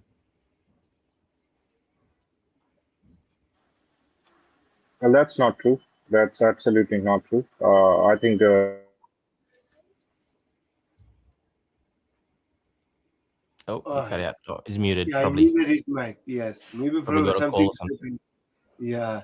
It says I think Trabi would be perfect for Wilfred Nancy. Let's see. Uh, yeah. Sorry, just had a call. Go ahead. There's no truth in this statement that they are not backing or listening to him. I think they are really listening to him.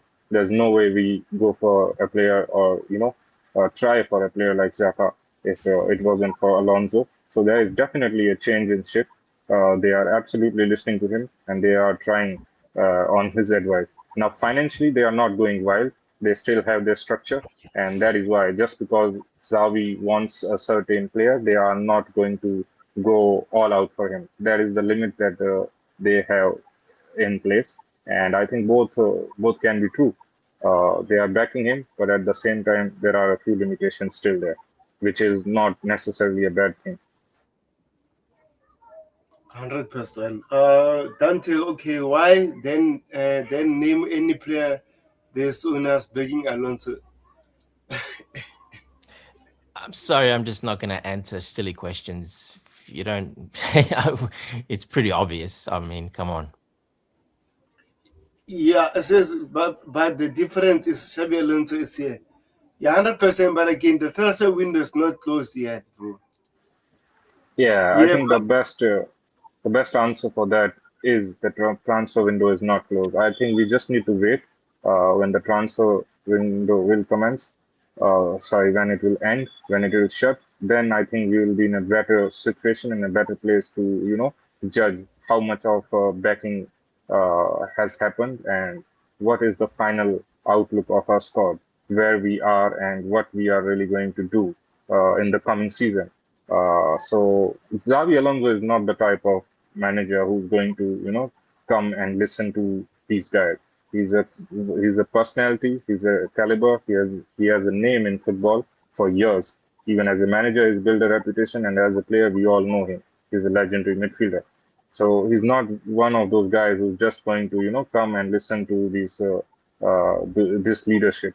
He's obviously, if there is issues, if whatever concerns we have about the ownership about Xavi, if those are in reality, Xavi is not going to stay with us. So I am pretty confident about this fact that if the issues that we are mentioning are any what real, then the outcome of that will reflect on Xavi Alonso's press conferences or our performances, what we saw with Maresca, mid-season last year. I think it is going to reflect there. So if he is okay, that means he is in line, or the ownership and the leadership is in line with him. So the overall thing is we just need to wait for the window to shut down. We just cannot make, a conclusion halfway, or it's not even halfway. The window has just opened up right now. So maybe they are planning something else. So I am willing to give them a chance. And believe me, the concerns are there, but I'm just willing to wait for the window to end, because that's the only fair way to judge it. 100%. My boss says, but yeah, but Dante, every player is a system player, though. Not every player. That's not true. Come on, Mabas, you know better than that, buddy. Well, wing backs are a different type. We haven't, Palestra is a pure wing back. I mean, Mm. Pep Chavar is a pure wing back, left-sided. So no, those are system players we're buying for Xavi Alonso for his style of football that he needs. Those players are very important. Those two positions are very important. So, yeah, it's a good start. I think Palestra is an outstanding signing. I was actually surprised we got him across. And when you see like Inter Milan, because he's Italian and the Italians usually stay in Italy, you see Inter Milan trying to pay 50 million for him. That tells you how good of a player he is as well. So Mm. they don't dish out contracts like that. They don't pay that much money. So yeah, look, he's a great signing. And Pep Chavria, people are just upset because they don't know him. People don't know him. He's not a shiny toy. He's not a big name. They have no idea who he is.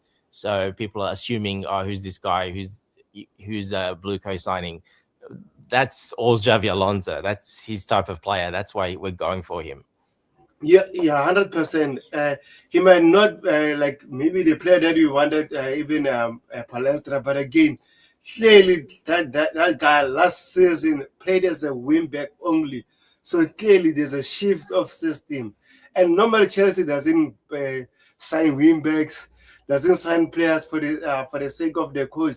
They normally buy the players that they know is good for their model that can work. But again, Pep Chavarella and Palestra clearly can see these are system players. Therefore, isn't it stressing till the market for a minute? But if they don't back him, I will crash it. Yeah, now you can chill, crash it, or if it doesn't happen. It says, I think the club has to give Xabi Alonso the players he wants and wait for the expectation result to come after them. 100%. That's why as long the transfer window is open, I don't want to moan a lot. Yes, we might be concerned, but again, at the end of the day, since the transfer window is open, we should be patient. Oh my gosh, this guy. And Dante, you're talking because we would have, you would be happy then we kept Liam Rosina because Xabi Alonso is way better manager, and if he works, full the ex Celtic manager being ex Chelsea. Nah, man, come on. uh, Yeah, I man, mean, again, just that's the attitude. Unfortunately, I can't really comment too much. Oh man, Chelsea then. See, that's a scary scenario, by the way. yeah, It's not but Printed it scary. in again, The my only reason brain. it wouldn't be scary if how he started, if Rafinha stayed and continued how he started, if they kept winning and we got Champions League football, I would have no problems with it. I think most of the fan base would have not problems with that. A lot of actually English based, the fan base, some of the really hardcore ones liked Rafinha because he was English. And those first 11 games we didn't lose. He started really well, and he actually got a bit of backing, probably more than Maresca ever did at that start, to be honest. So after that, it went. Obviously, it didn't work out. But if we kept that trajectory and kept going, and we were winning, and we got Champions League, I would have. Yeah, Of course, I'm happy for him to stay. I think most people would have been happy to him to stay if he did well. Why wouldn't you? I'm going to back that manager if does well and successful. Why wouldn't I back him? It doesn't matter about the name. If he was good, and which he was the first 10 games, and he continued that way, there's absolutely nothing wrong with Rafinha. yeah. yeah, I Tactically and stylistically, he was never a bad manager. He's got the quality, and we saw glimpses of that. But then again, the overall package for a manager to sign for a club like Chelsea, you also have to consider the reputation of the manager. You also have to consider whether the players are going to respect. The reason why Rosinho failed at Chelsea was never because he was a bad manager. The reasons was because the players started, losing respect for him, which was mm, already thin, but he was always on a thin ice. And then when you got guys like, which is always going to happen for at a big club like, Chelsea or any other big club, you will have the personalities like Enzo Fernandez, Cucurella, and the other guys. You will always have that five, six players or four, five players who are always going to question the authority of a guy like Rosinho, who hasn't really, earned anything in his career in terms of trophies and trophies and reputation.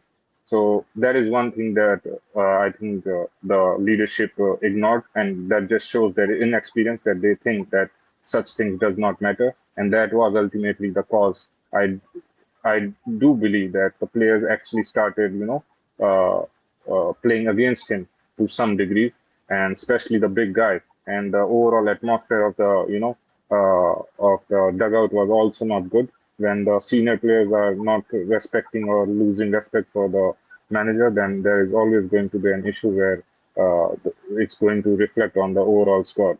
So yeah, that was the reason for Rosinho's failure. He was never a bad manager. Tactically, stylistically, he was a good one, and he was going on the right trajectory. And I do not think it was his own reason that he failed. I think the leadership.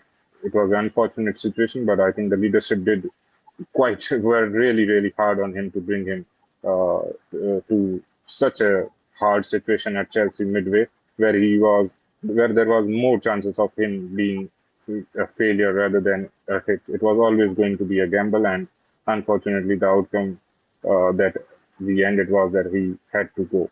Well, at the end of the day, I mean, I do not really believe in these things, but if we hadn't really signed him midway or Maresca had stayed till the end of the season, then you know, uh, by the system of hierarchy, Rosinho was to join Chelsea at the end of the season, and we would have Rosinho right now here. So ultimately, it ended well because we now have Xavi Alonso. But obviously, this is not something that you ideally expect. 100%. Since I don't want Wilfred Nancy Chelsea, he is the Kanye West of world of managers.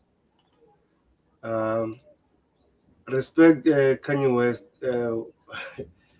Since Palestra is a winger plays as a fullback, wingback. It's not a winger, it's a wingback.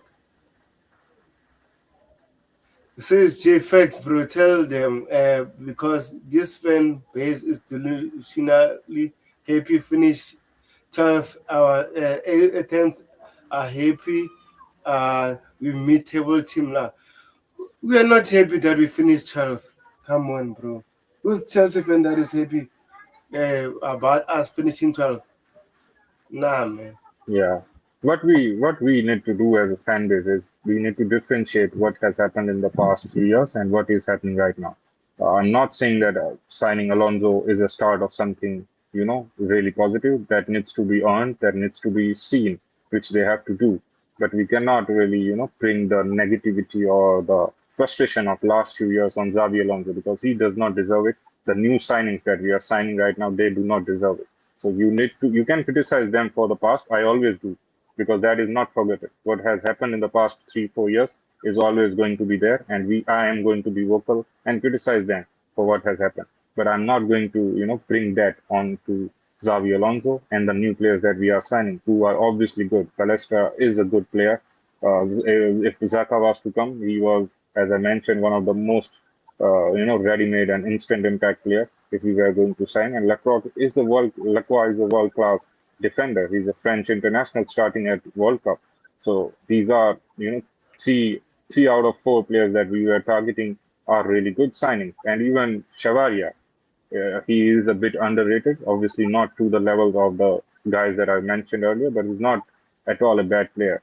And it is much better than we going into a season with, Hato and Bako on that left side. Now we have Chavaria as well. So an added option is always a good thing. So so the overall thing that I want to say is we need to differentiate between the two things. The frustration that has happened in the past is valid, but it cannot be reflected on this new season without the window even being, close to being finalized. 100%. Says look at Mo Salah. He wasn't bigger name than Liverpool first signing him. Then after a few years, he became one of their best attackers. 100%.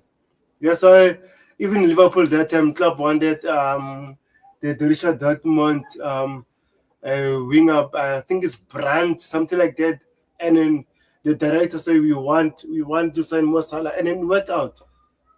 So that's football. Yeah, Pep. I don't mind 20-year-old experience. We need more players that age group, not kids. And player we need. We were supposed build with maybe selling to Manchester United is in Santos. What are we building? Bro, we haven't sold him yet.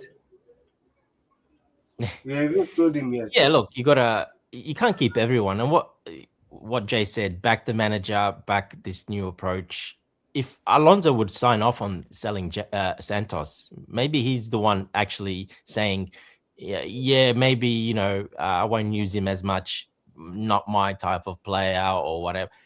I mean, Alonso would have a say in that. If he goes, I can guarantee you that he would have a say if he goes. If he really wants him to stay, he will stay. Simple as that. So just like Jay said, back if you're going to back Alonso, the manager, and these, the players, back these decisions because he's very integral in these decisions. He's involved in every single decision. It's pretty obvious that he is from so far. To me, anyway, it is. 100%. I look at Bayer Leverkusen, right? He signed Grimaldo. Grimaldo was not a big name.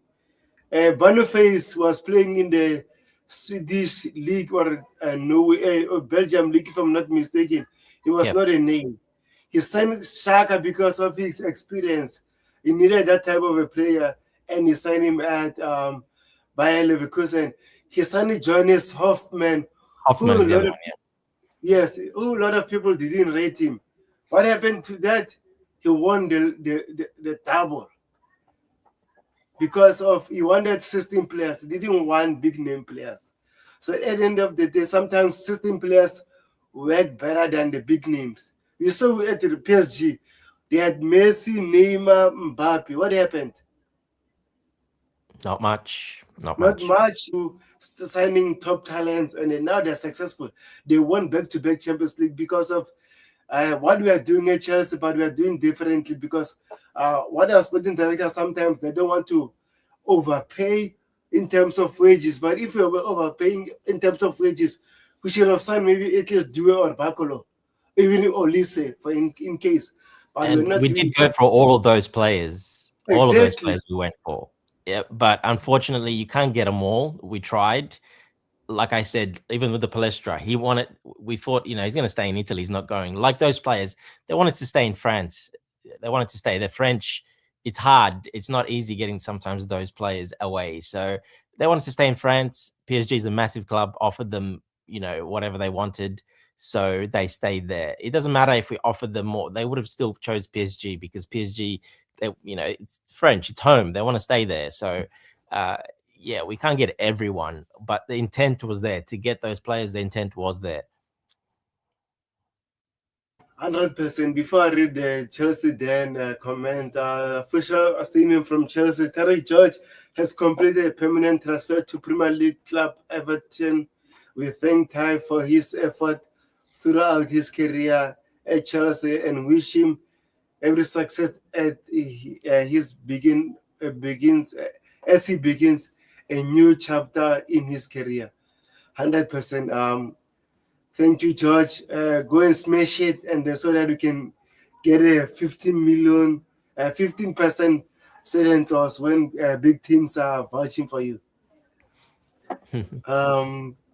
Chelsea then says, so question, we are happy we're in a debt of 3 billion, in debt that now had to be paid for fine to UEFA not reaching any European competition.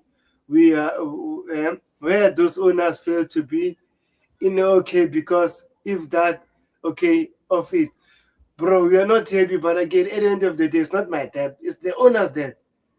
They're the one who did this, and then they have to deal with it. Says Matt. Says I'm happy you would have preferred us getting relegated. Actually, That's right. Yeah, preach, we should have just got relegated. That would have been the way to go. Better. preach, Jay. Oh my gosh, Chelsea is a big club, and next season I think we have to win the Premier League, the Premier League Cup, League Cup, and maintain the pers- uh, what you say? What Dante here? Maintain the persistence for Alonso. So back Alonso, basically backing Alonso is trying to say. But yeah, look, it's not a given that we're going to win. I think we'll do very well if we finish the transfer window getting the players we're kind of after.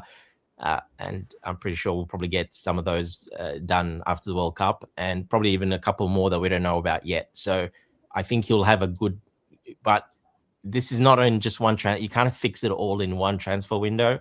So maybe in January, even maybe next season, at the end of next season. But as long as we're up there and we're qualified for Europe, and it's going in the right direction, well, then it's not a failure if we don't win the Premier League next season. So it's about being competitive, being up there, make sure that Alonso, does well and going in the right direction, which I think we'll do because our squad is too good not to for that to happen. To be honest, I mean, we were second or third when Maresca decided to, what happened with Maresca. So our squad is good enough to be in that Champions League spot, no problems, in my opinion. And adding to it and the right system, the right manager, I think we will be up there. Obviously, playing once a week will help as well. So, yeah, I think we'll be just fine. But it's not necessary to win the Premier League for Alonso to be successful next season. 100%. Boniface was playing in the Norwegian league, Tebogo. Okay, thank you for that. Even Tebogo wants to live in France. Lol, preach. And I'm happy in South Africa, actually. I don't want to live elsewhere. I'm happy in my Exactly. country. He's Yeah, happy there. so, yeah, I'm happy. Even me and Dante, we always fight about that. Yeah, so I'm happy in South Africa. So, anything you like us to cover, guys? I'm all good. Jay, what about you? Anything like to add? No, I think we covered pretty much, all the highlighted news and articles. Just I want to end it with what Dante was saying that, yeah, let's not cross the boundary of tradition and say we are going to win the Premier League. It's not going to happen overnight or in one season. But I think things are looking really positive. The prediction or you know, uh, the progression of the next season, if you're going to predict a few things, as we mentioned and discussed with Dante, I think we discussed it yesterday, right? That how it will be easy. It's not going to be, very easy, but the chances of us finishing in the top four is huge, and there are a lot of factors for that.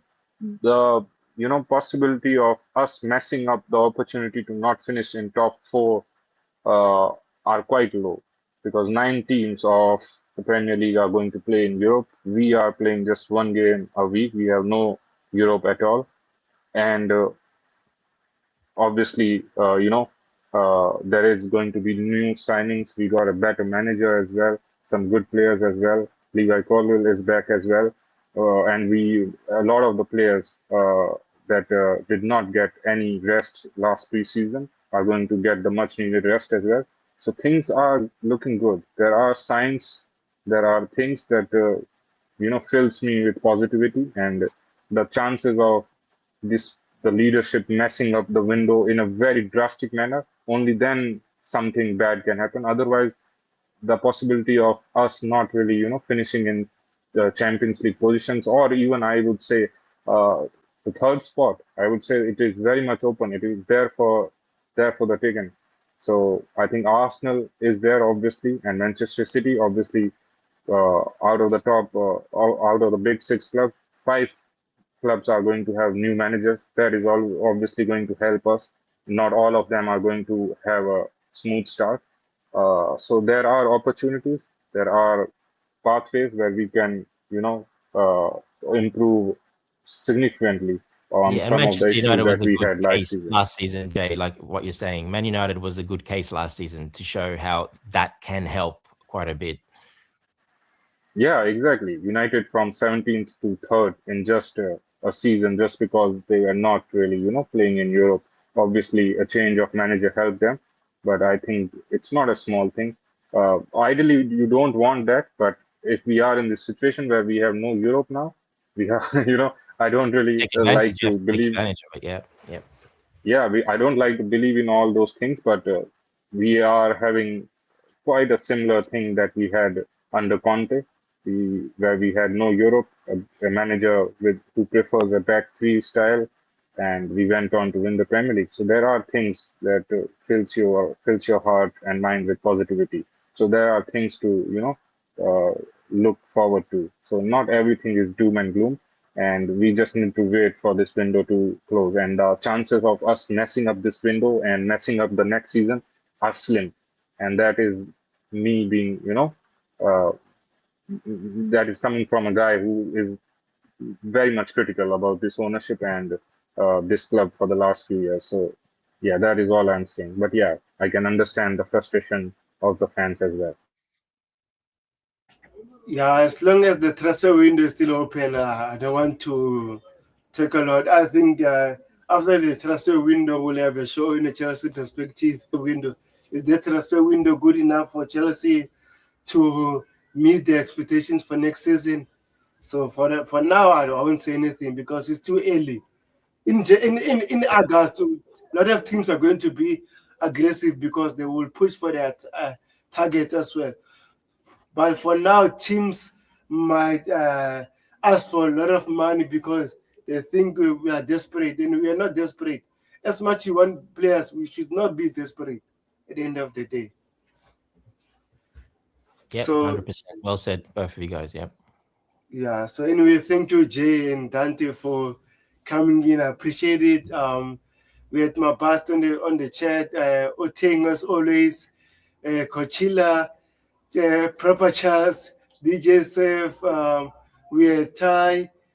Um, we had Jeremy, if I'm not mistaken, Rich Money Makers, Esther Val. If I I didn't mention your name. Sincerely apologize, but see you in the next stream. Up the chairs. Peace. Take care, Take guys. it, We'll see you guys. soon. Chelsea perspective, you better be ready.